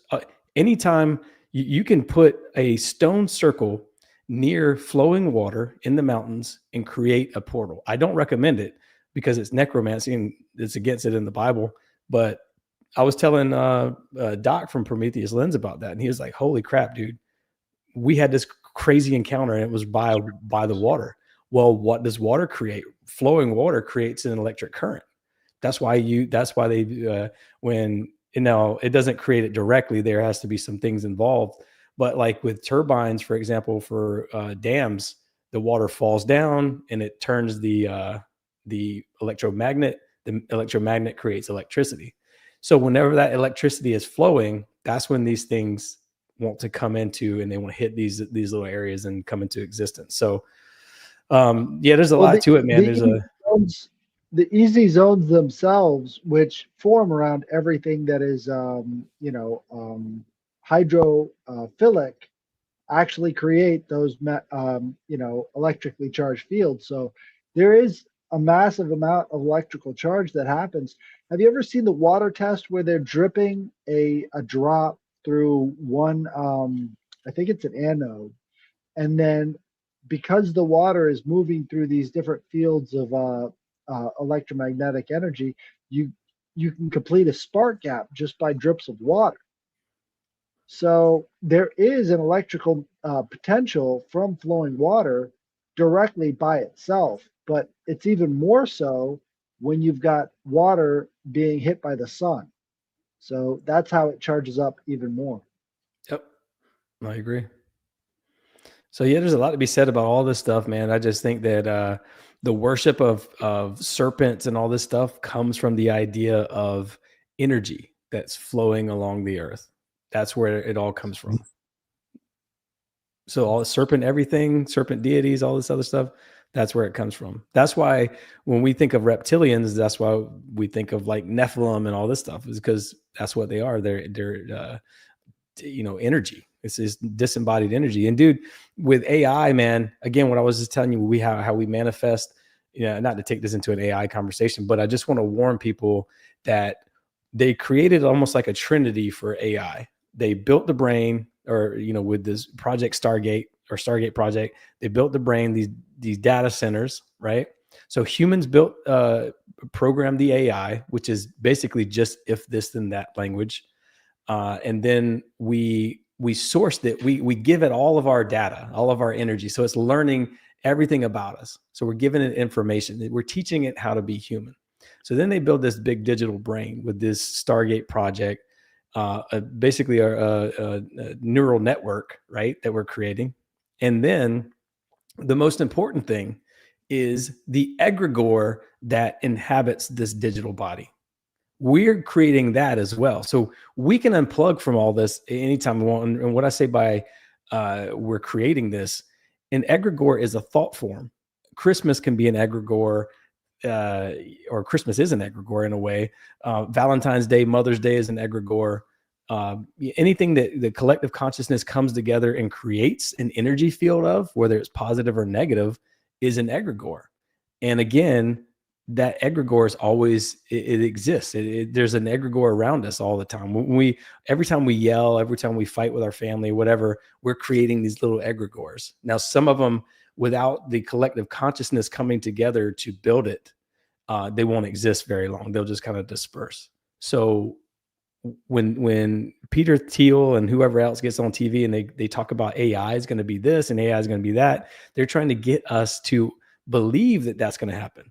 When they say stuff like, we want it to be a digital god, they want us to believe that it's going to take over jobs and that it's going to be a digital god and all this other stuff. They want us to say that. They want us to think that, because our thoughts create those egregores. And again, that's where the word Grigori comes from, the watchers. They're the watchers. And so you see it on the back of the dollar bill, the all-seeing eye, that's a watcher. That's all that is, and that's what they want. They want a new world for the ages, which is what they put on the dollar bill as well. And it started in 1933 by the 32nd president, FDR, who also became technically the 33rd president because he gave himself a third term, right? So he technically became the 33rd president.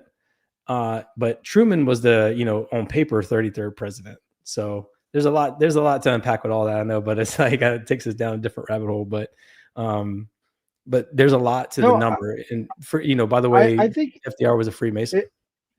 If you're going to look at FDR, you have to look at him as his impact on the next century, really. I mean, nobody had a bigger impact on the way people see the government and how it relates to the people than from the FDR era. Even today, after so many years he's been gone, those ideas are still recycling. So to downplay the fact that he was the 33rd president and he had such an impact, I think would be foolish. I mean, there's that resounding impact that he had, especially because he chose to go for a third term, that really does resound today. I mean, it's that same harmonic quality of the 33 as a number. Well, he took, he was the one who implemented the dollar bill. He was the one, and again, the eye above the pyramids, dolmens, stone circles, passage mounds, etc. They're all considered these, you go into them and you have these transformational experiences. You interact with the gods. They give you downloads of information and all this stuff. So there's an eye above the pyramid, and that should tell you exactly what I'm talking about with these portals, that they're just locations where people could go and interact with these fallen angels, essentially. And so that's what they are. They're watchers, they're fallen angels, they're disembodied spirits of the Nephilim now because of the flood. So yeah, I mean, that's and I think that there's actively good, probably, maybe, I don't know, good people trying to because I was in the Air Force, and everybody I served with, nobody was like that. Nobody was like, fighting on the side of evil, right? So I would have to imagine that there are people who are fighting on the side of good to try to close off these portal locations and prevent these things from coming in. So it's all about reaction time. And I think programs like this, when people can really start to understand the significance of these numbers and what to do when you see them and how to react to them, it's going to change the reaction time, especially if they're in the military. They're going to say, hey, wait a second, they just gave me an order that has the number 33 in it. We should think about this for a second. What are they actually asking us to do? Very valuable in reducing the amount of harm that can come from, orders that may be coming from a malevolent source. Just my thoughts.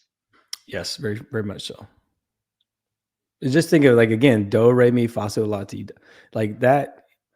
Every 33 has a resonance as well, and it can have a negative resonance as well. So we have to be careful. We might be communicating with entities in the world that we can't see by using certain numbers and things like that, if it resonates on that frequency. And we talk, there's like I don't know much about it, I have to look into it more, but like the 444 hertz frequency versus 432 or whatever it is, all that stuff matters in a big way. So well, they're gang signs, right? If you've got a guy who's the 33rd degree Mason, you're spray painting your gang sign on the government, right? So that's kind of what these 33s and all the media kind of represent. It's like, hey guys, stand down. We got this under control. It's only 33. Remember, we're it. So it's sort of like a tagging operation. They're just saying, hey, look, the 33 means we're in charge. You don't have to do anything. And so if that's what they're telling you in orders, get 17 a lot too. 17, 33. These numbers indicate that there are different forces behind the scenes. I've seen the stories behind these 33 stories, and they have to do really creative things to get the math to add up to 33. But if they're that meticulous, that means they're very calculating. You know what I'm saying? I mean, I think they are calculating. I think that they are very much so using Earth's energy grid still, with all their, again, the headquarters for the 33rd degree Scottish Rite Freemasonry is in Charleston. And it's like, I don't know if any of you guys are Freemasons or anything like that. I'm not disparaging you guys. I don't know how it works, but I got a feeling that it's not like anytime you go in and you get with a bunch of men and it's in secret and you dress up funny and you do all these things. And I've heard a little bit about it. I heard that you have to sort of, have an out of body type of experience and all this stuff. So it's weird to me that people get together in these certain spots and do certain gestures and rituals and all this other stuff to transcend or something. I don't think you need to do any of that. I think that you just have the ability to do that right now. We were talking about before we started the show how Rye came on here, and how I also did a show with Rye, how you could do what is it called? Jesus, I forgot. What was the name of the thing again? Where you can see with your mind, kind of third eye spot. Remote viewing. Yeah, I don't know. I was looking that up earlier too, man. I don't know what the like we can do all that, but there's the energy field around us is sort of clouding that, and if we get into water and we get into nature, we can hear those thoughts and everything better. I mean, I'm sure everybody here has done it. You thought about somebody and all of a sudden they call, that kind of stuff, or you thought about somebody and they died or whatever. I think that we have that ability to just thinking about it and getting it on your phone and seeing a goddamn advertisement. That's right. That shit is true, freaky, dude. Bro. That's freaky shit, bro. Like, I'm not even gonna lie. When you was mentioning you know, the watchers and stuff like that. I was thinking in the back of my mind, you know, is 24-hour surveillance helping the AI better their understanding of humans, because they get to see how humans move, talk, interact, you know, their mannerisms and so on and so forth. Exactly. And, you know, it's all going into one location. You know, at this point, you know, that you're going to find something about you online that a lot of people won't believe, but could be 100% true, just because of the simple fact that, you know, all these videos and stuff is going on and going about. And I sometimes think about that, you know, what are we feeding this AI, right? Because that in reality right now, as we speak, and I've said this plenty of times to my wife too, I said, if I had the opportunity to take what I have in my mind and put it into a computer where I can live forever, I probably would do that. And I'll give you a great example of this. I always try to tie everything that I do with either religion or something that I've watched, or with history, just because I love history, period. But a good explanation of this is that movie with Johnny Depp called Transcendence, when he took everything that he knew, that he was basically taking himself and putting himself on the network. And it's a really good movie. A really, really, really, really, really, really good movie. I watched it before this whole AI thing came about. And now you think about what Elon Musk is doing with the Neuralink, right? Think about how fast your research will be able to come to your mind in a matter of just saying, hey, Neuralink, look this up. There's literally websites like archive.gov, sacredtext.com, all these texts that talks about ancient history, you know, the pictographic scripts, the language, the writing systems, and all this other stuff. You know, it would be too easy for you to say to yourself in your head, Neuralink, hey, I need you to translate this cuneiform tablet. And while you're looking through your eyes and it's reading it, it's translating it like that. You remember back in the day, Google was the thing to do for research. You type in what you wanted, you know, as many words or as minimum possible words as possible. You put it in Google, and Google will bring up the top searches on there. 9 times out of 10, people will pick the first, maybe 5 or 10. Maybe some people don't even go past the first link. They click the first one because it's the most advertised one. So they believe in their minds that is the most accurate website. So they'll use information from that. Now, we're getting to a point where everything is happening fast. South Korea actually has the fastest internet on this planet right now. Their internet is fast as hell. Can download shit so quick. I remember you was mentioning how you was in the Air Force. When I was in Iraq and Afghanistan, y'all remember LimeWire and all that other shit, Pirate Bay and all that shit. Yeah. So I used to download movies from there for free. Like it would take a whole day. Like if I wanted to watch a movie from the States, I would, by the time I went to work, I would, you know, tell it to download certain movies, TV shows and shit. I promise you, I downloaded every episode of The Simpsons using that when I was in Iraq and Afghanistan, because I love The Simpsons. And it would take a whole day. Now in 2025 to download a movie, it may take maybe 5-10 minutes. In South Korea, may take like a minute or 30 seconds. When our internet is getting faster, our processing speed for everything is getting faster. Now, when we apply that to our brain, the strongest muscle on our body, they say, I guess, or organ, I should say, they say that, you know, that when you have this Neuralink or whatever, when you can take what you, instead of having to type on the keyboard and go into your computer and turning it on and this, that, and the third, you simply just say in your mind, Neuralink, research this. And most of the time, since it's going to be Neuralink, 9 times out of 10, people are going to use what? Grok. So 9 times out of 10 in the future, people are going to use Grok as their information, their guide. And they're going, you know, a lot of people like to keep records of themselves online. You know, a lot of people use Grok and ChatGPT to make their thumbnails for their YouTube channels and this, that, and the third. So now these AI has a representation of you. They know who you are, not just by what they see, but they know your email. They know your phone number. They know your address.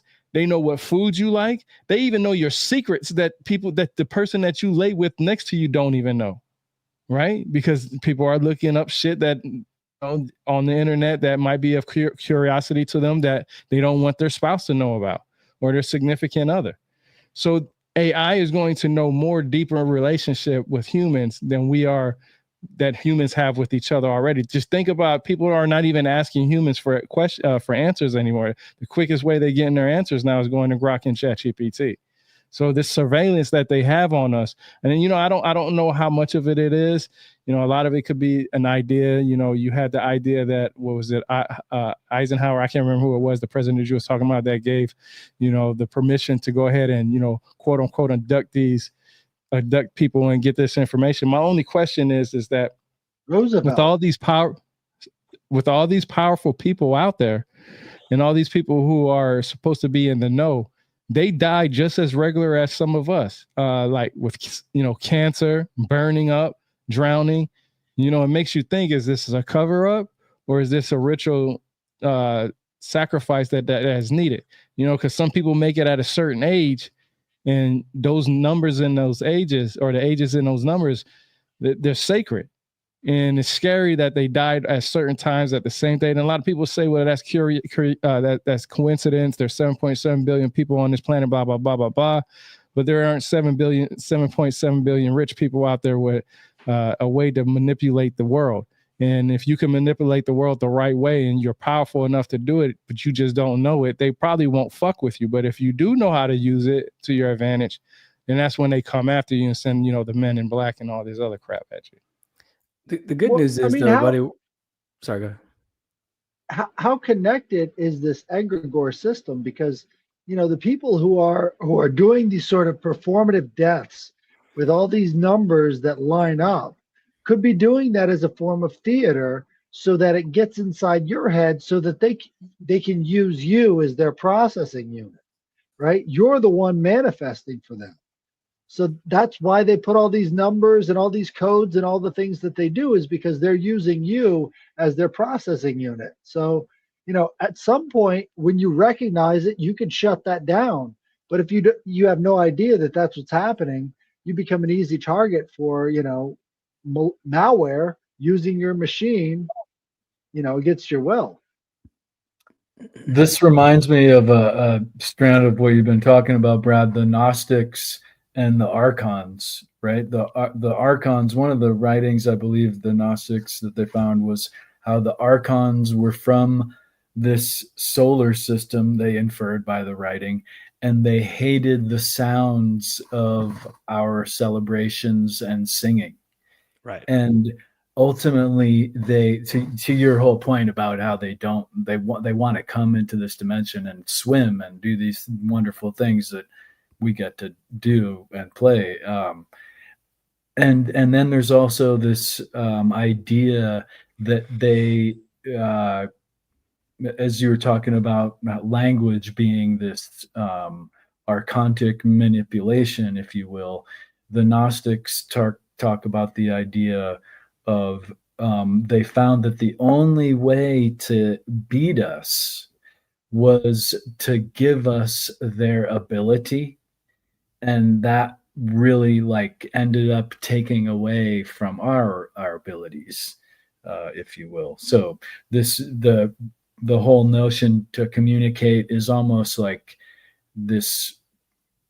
We would be more psychic if we weren't so conniving, right? And so part of this conniving, linguistic, opportunistic approach that people have collectively, not individuals, I'm not being judgmental. I just mean to say that there's this whole aspect that we kind of maybe lost intuition, just like you said, just because we're scamming like the Archons. One thing, we were talking about language. One thing I forgot to mention is the homophones. The homophones are words that, for people who don't know, are words that sound the same but are spelled different, like right with a pen, or turn right, or like a ritual right. And so weather's a good one. Yeah, weather. Yeah, I mean, these words sound the same. I like that. Right, so they're not spelled the same, but they sound the same, so they have the same effect, and so they trick us with that language as well through the use of homophones. I'm going to do an episode of, sir, man. Brad, I got one you'll love: Baphomet and bafflement. Baphomet and bafflement. Bafflement meaning to stop someone, and Baphomet meaning that god of, transgenders and stuff. It's like the same kind of idea. It's like stopping progression. Well, I mean, dude, listen, I mentioned that we were matter and I said they were ethereal, but also they're antimatter. And so if we're material, they're anti-material. And if the best example I can give of this is like for people who've seen this show Stranger Things, which by the way, I was an extra on season 3. So that's a fun fact. But hey, hold on, wait, hold up. Now you gotta tell me where you at because I want to go look. I was on season 3, episode 6, and there was this little fair scene, and I have like a white hat on and a red beard and a fishing it was like a fishing vest. So, but like with Elle, when Elle was trying to crush the can, what did she do? She wasn't trying to crush the can with her hand. She was trying to go into the antimatter that makes up the inside of the can and crush it from within. It's like a trampoline. Like if you go up underneath a trampoline and stick your hand up, on the surface it looks like a hill, but really there's something pushing that up. So I think that these things exist. This paranormal, these egregores, these entities, they exist to create us, right? So they're like this throwaway energy to create us. And I think that that's what makes them matter than anything, is the fact that, like if you think about the frequency, how it has like a hill, we're at the top of that hill and they're underneath it, pushing us up to help create us. And there's a lot of evidence that shows this. There's these things called the Birkeland currents, which are the streams that shoot from the sun to Earth that creates the lightning and all that other stuff. And these things look like double helix DNAs. Well, if you think about like a plasma ball, like you get from Spencer's or somewhere like that, where you put your fingers on it and it has these purple tendrils flying around and stuff like that. That's what a Birkeland current is. Well, the black stuff that's inside of that plasma ball is the antimatter, and it's what helps create that current, that little tendril of purple lightning. And so they exist to create us, basically. And I think that this intelligence doesn't sit well with them. So, but I think again, I'm not worried about any of it because we're in an awakening right now. You mentioned like faster internet speeds and all this stuff, and learning things faster. We're also learning information a lot faster and all this stuff. I think we're in an awakening. Some people call it the quickening because things are happening a lot faster than what it seemed like. Weather's a lot weirder now. It seems like time is going by faster. It seems like the years are going by. Like maybe it's because I'm getting older, but I'm just saying it just feels like it's flying. Brad, let me ask you a question. When's the last time you saw a clock that had just been sitting there for maybe a year actually give you the right time? I don't know. I never thought about that. Look around. You're going to find that the bank clocks are off. Sometimes your cell phone is off. Time is fucking weird right now, and nobody's paying attention because we all kind of get there at the same time, but all of these clocks are wrong, and it's weird. It is weird. Yeah, something's happening, and it's happening faster. And I think that that's what these people who have been in charge are afraid of. I think they're building bunkers and stuff, not from a cataclysm. I think they're building bunkers and stuff because they're afraid of us waking up and realizing that we've been fucking tricked for so long, and that we've been trapped in this sort of prison planet of, free. I had a lady named Rebecca Keating on my show, and she calls them frequency fences, and I think that's a good term for them. And I just posted an episode about it tonight, right before I came on the show. But that's what it is. It's like a prison planet. It's like a frequency fence that they've kind of put around us to where we can't. Again, man, I mean, think about it. All this stuff that's kind of pointing at me right now is frequency. I have a EMF reader, I have a tri-field meter that you could put it up to all this stuff and it's going crazy, And so, and you can stick it to your brain. You can put that meter up to your brain and it'll also go crazy. So that, again, when my son plays Xbox, he plays right up on the TV. And when he gets off of the Xbox, there has to be about 30 minutes before his energy resets back to a normal level. So something definitely is affecting our brains, and it's because of this electric current that we got running through our walls and everything. We're killing ourselves with this frequency. We're flushing out our ability to remember who we are and the power that we have, the unique power that we have to communicate with each other, and do amazing things in this world, because we're here to Well, create. So we put all of our emphasis on the five senses, but this is something more than that, because we're actually having to look inside of ourselves while we're so focused on everything that's going on around us to figure out that, hey, maybe we're not right. Maybe we should try to get back into balance. That's a big part of it, is the distractions keep us from achieving those states of harmony. yes. Yeah, they do. Yeah. But if you think about it like a straight line, if you're walking towards something and then you go, oh, what's this over here? It's a rabbit hole. It takes you off your spiritual path towards God, and it takes you off on a little toilet bowl flush, right? You kind of get flushed into the paranormal or to the whatever, and you forget to live and be uniquely human and create. And I think we should all avoid. And I use it sometimes. I use AI sometimes.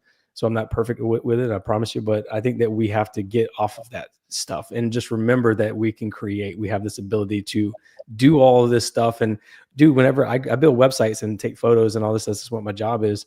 And whenever I do, I get these little jolts of energy and sometimes chills as well. That literally feels like an invisible hand just flows through me and goes, yep, that was it. It's like a creative jolt of like, oh, that's what I'm here to create. And this feels right. It's like when you do anything that's creative and you just look at it over and over, when you write a book, right? And you just look at it over and you're like, I can't believe I did that. That's that feeling that we should have all the time, where we're creating nonstop. But we don't have that. We've been tricked into going into cubicles and stuff like that, and to thinking that that's the way that life should be. But that is a trap. That all of that stuff is a trap, dude. And I learned that a long time ago, that it's a never-ending cycle. And you're basically like paying for this beautiful house and this car and all this stuff, and you can't ever enjoy it because you're constantly going to work. So I just think we've been trapped into this energy cycle, this endless loop. And we're powering these egregores, what they want to do, and they're kind of controlling and running things, but it's not working anymore. It's wearing off, and we're starting to see more things in the sky, right? I mean, Jesus talked about this in Luke, I believe, where sky monsters were going to come. That's basically what the word translate to is sky monsters. And that's what we're seeing. We're starting to see plasmoids flying in, and New Jersey drones and all this stuff. That's what they are. They're plasmoids, what I mentioned earlier. And we're just able to see that now because we have that ability already. We've just had this frequency fence around us that prevents us from seeing these things and knowing that this world exists around us. So I think that part of that, man, some of this I think is God's design, and then some of it is a prison planet. Some of it is like God's promise to keep us. I told you we're color beings. We're in the rainbow of colors, right? In the visible light. And I think that might be part of God's promise to where the rainbow was mentioned in after the flood, to never flood the earth again. Maybe we're put into this frequency that to protect us from seeing those things. So I think that there is a prison planet, and then I think that there is part of it is probably this is a place where we're uniquely human and we have human experiences, and we're here to learn how to love and all this other stuff. Because that's what most people say when they have near-death experiences. They always say they interact with God, and God always asks them, it's okay. He gives them a life review of everything that ever happened in their lives. And they say, people who come back from near-death experiences say that they felt every pain that they caused someone, and every joy and every emotion that they've ever caused someone. They felt it all at once. And God says, don't worry. Did you learn how to love? And I mentioned this to a friend of mine who had a near-death experience, and he just started crying. He's like, how did you know that, dude? He's like, I've never told anybody that, et cetera. And I said, well, I watch a lot of this. I read a lot of books about it because it's incredibly fascinating to me when people go beyond the veil, that they say the same thing, exact same thing. It's millions of people who've said the exact same thing about learning how to love. And so if this is a school and we're here on a quick coffee break, to have a human experience, it's to learn how to love. And I think that's a pretty important thing to do while we're here. But there are entities who are trying to take us off of that path, and maybe by design. I don't know. Maybe that's God's design, because Satan means Hasatan, which is a job title, right? And so his job was to to go into the Garden of Eden and to tempt Adam and Eve. So his job was a job title. This is according to Ed Mabry from the Fate by Reason podcast, and also Vicky Joy Anderson said the same thing. So I'm going by what biblical scholars have said. These are real biblical scholars, not just some dummy from a trailer park. You know what I mean? So yeah. It's funny you bring that up, because Isaiah 45:7 says, I form the light and create darkness. I bring prosperity and create calamity. right. I, the Lord, do all these things. So obviously it is part of his plan. It's entertainment for him, possibly. You can't have good without bad. You can't have evil without good. You can't have love without hate. You won't know the difference, right? In reality. It's the Stockholm syndrome is a great example of that. Somebody who's treated fairly wrong for a very long time, still loves or cherishes the individual that does them wrong.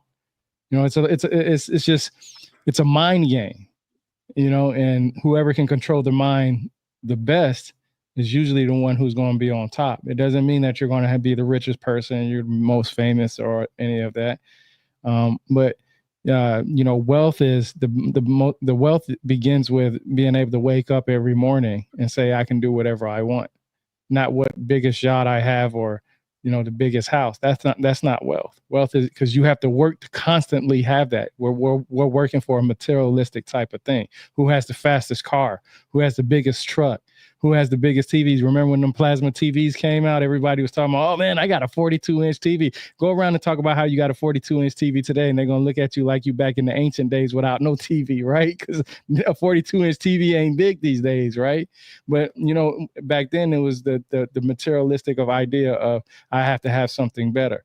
And then we force ourselves, when we get those items, to indulge ourselves in those items, like television. You buy a television, you're going to watch all the great TV shows, movies, everything that you possibly can on there, right? You get you a new iPhone, you get you a new Droid or something. You're constantly on there trying to mess with it. You get a computer over a laptop, you're going to spend more time creating things. But then we forget about creation of ourselves. Like you was talking about earlier, we can create things, but we let others create things for us to take our minds away from being creators ourselves. And that's why I think it's great that everybody has a voice these days with these podcasts and so on and so forth, because I've always said it, I can't read every single book out there. There's no way that I can read every single book out there. But what I can do is I can gain as much knowledge as I can from the people around me. And I have to dictate which books are important for me to read based off of suggestions from other people. Like I said earlier, everybody has their own experience. I can't tell you what you've experienced, and you can't tell me what I've experienced. We haven't walked in the same shoes, right?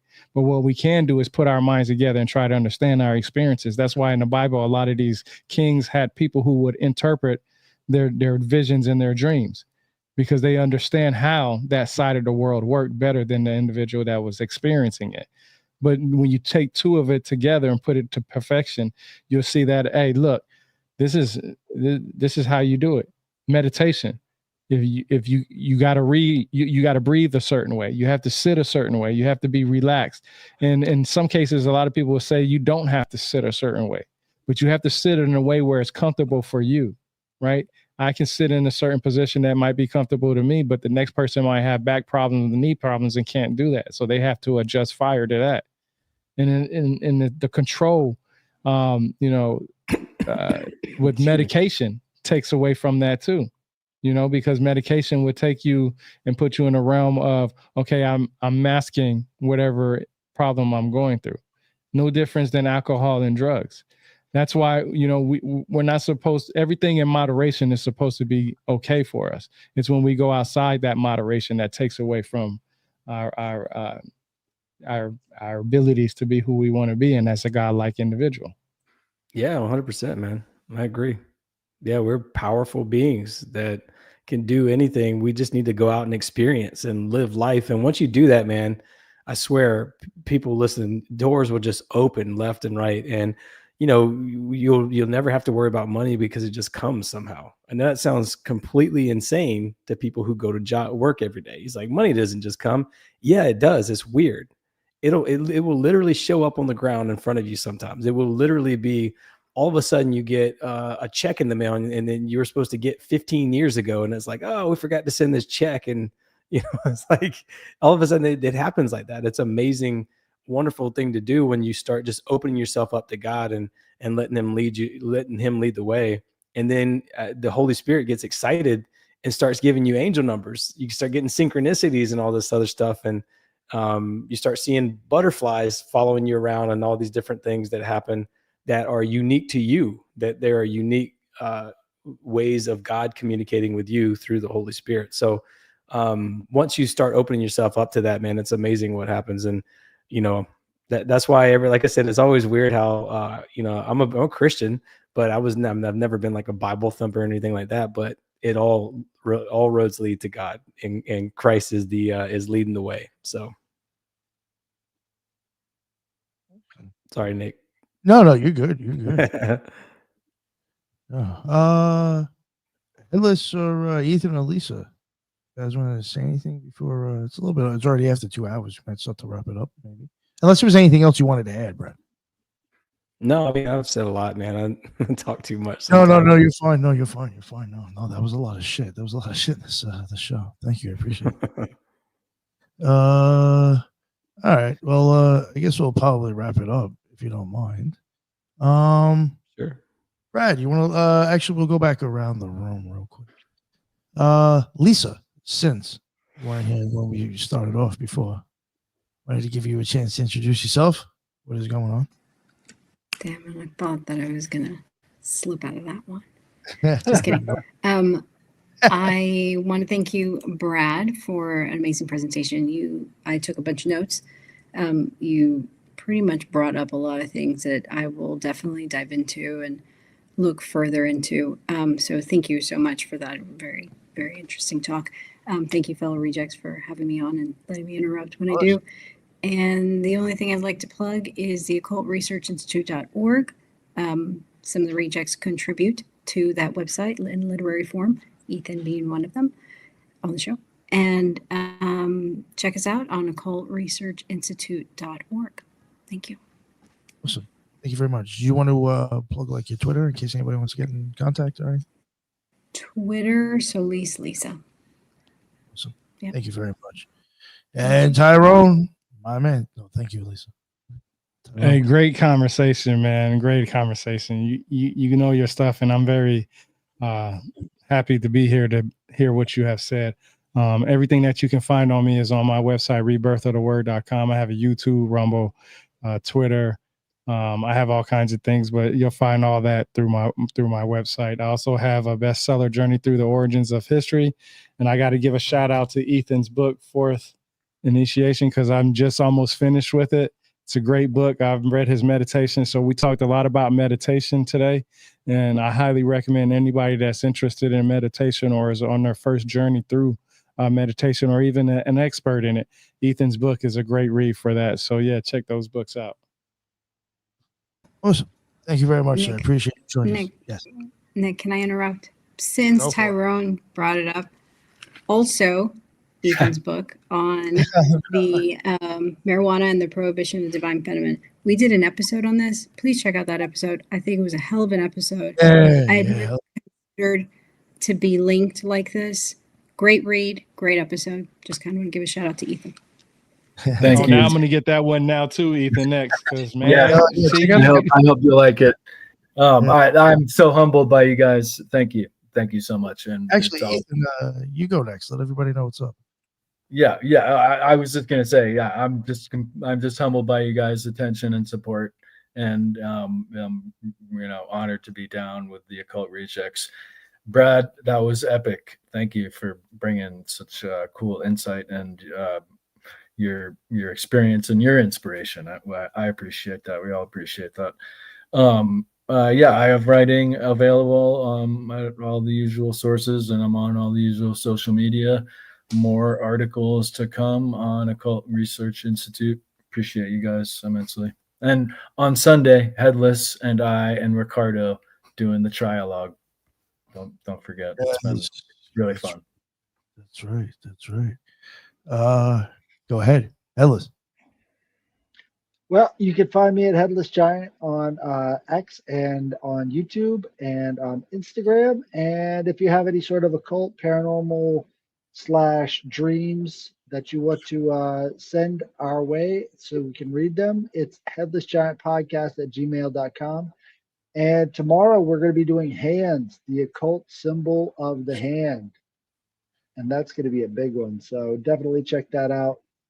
We're going to have a lot of research, a lot of different associations all tied up together. It's a big topic, but I think the occult symbol of the hand is very important, that I think is lacking in a lot of ways. And the Trialogues is on Sunday, so definitely check that out. I'll be there with Ethan and Ricardo. Thank you. Hell yeah. Yes. Thank you for plugging the hand show. Brad, before I let you plug your show and all your stuff, just so I don't forget, and since nobody's, still people in the chat, fingers crossed, tomorrow, check it out, 11 o'clock in the morning. I mean, I've gotten pretty much confirmed, even checked to make sure we're on the right times and everything. Ashton Forbes should be coming on the Occult Rejects tomorrow. So check it out, 11 o'clock in the morning if you're around. So, yeah. All right. Now, Brad, please let everybody know where they can find your amazing stuff.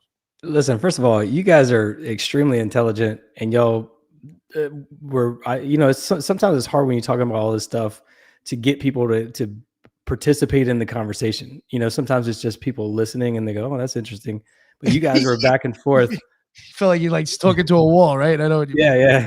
But you guys were back and forth. So thank y'all very much for making it easier on me to bring forth some of my ideas. And by the way, man, I'm not an expert in anything. I'm a dummy. I literally failed physics and all this stuff in high school. I barely graduated high school. I do have a college degree now, proudly, but maybe not proudly, I guess, but because it's kind of an indoctrination. But I did work hard for it. So, but I don't know much. I'm not an expert on anything.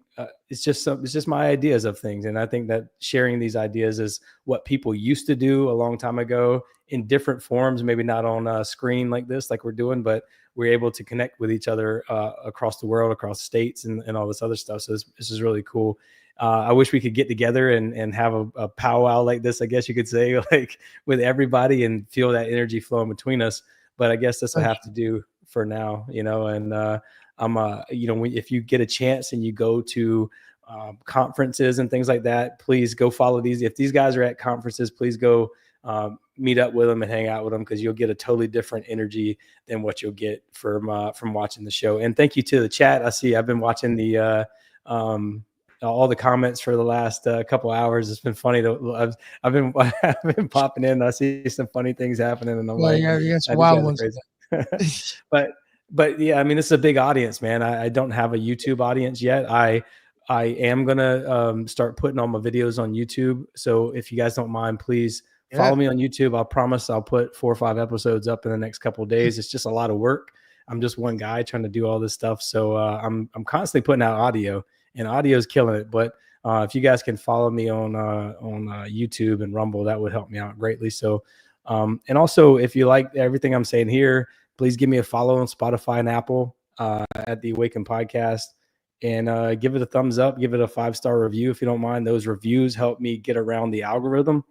They help put me in front of thousands of more listeners. So comments, reviews, all positive things will definitely help me out a lot. And it also helps me book some pretty interesting guests, because when they do look at comments and they do look at ratings and all this stuff before they come on your show. So please do that for me. I really appreciate it. And give the Occult Rejects and all of them a follow as well, and buy their books, because this is how we pay the bills. If you want to keep getting content like this, please support by buying books and making donations and things like that. It really matters a lot to us as content creators. I wish I made more money. I wish I had a whole big audience like this I could ask for donations and stuff like that. And I probably do too, which is horrible. But I'm grateful, and I'm grateful to the listeners, man, for sure. So thank y'all for giving me the time and the platform. I appreciate it. Yeah, no, thank you very much. I really appreciate it. That was an awesome chat. Like I knew once I went through like your Rolodex of episodes, and just even from the stuff I saw you post on Instagram, I was like, this guy's got, like, I think I had even told you, we'll definitely have a few talks, because of course, you have a plethora of like different of topics and things that you're into that we are too. So it was an awesome chat. I really appreciate it, man. yeah, again, please, people, go check out his stuff. Go follow him on his YouTube. Go check out his audio. And for the audio listeners on this show, yeah, go leave us a review too, please. You know, I never say that stuff, but that shit actually does help. If you leave 5 stars in a review, it does kind of put you into the algorithm to get like a little advertised. So thank you. Yeah, try to do that if you can. And all the listeners in the chat, that's what's up. There was a lot of people there from the beginning to the end. I appreciate that. And there's some interesting stuff in there. There's always some interesting stuff in there. But thank you all. And until the next one, everybody be well. Later.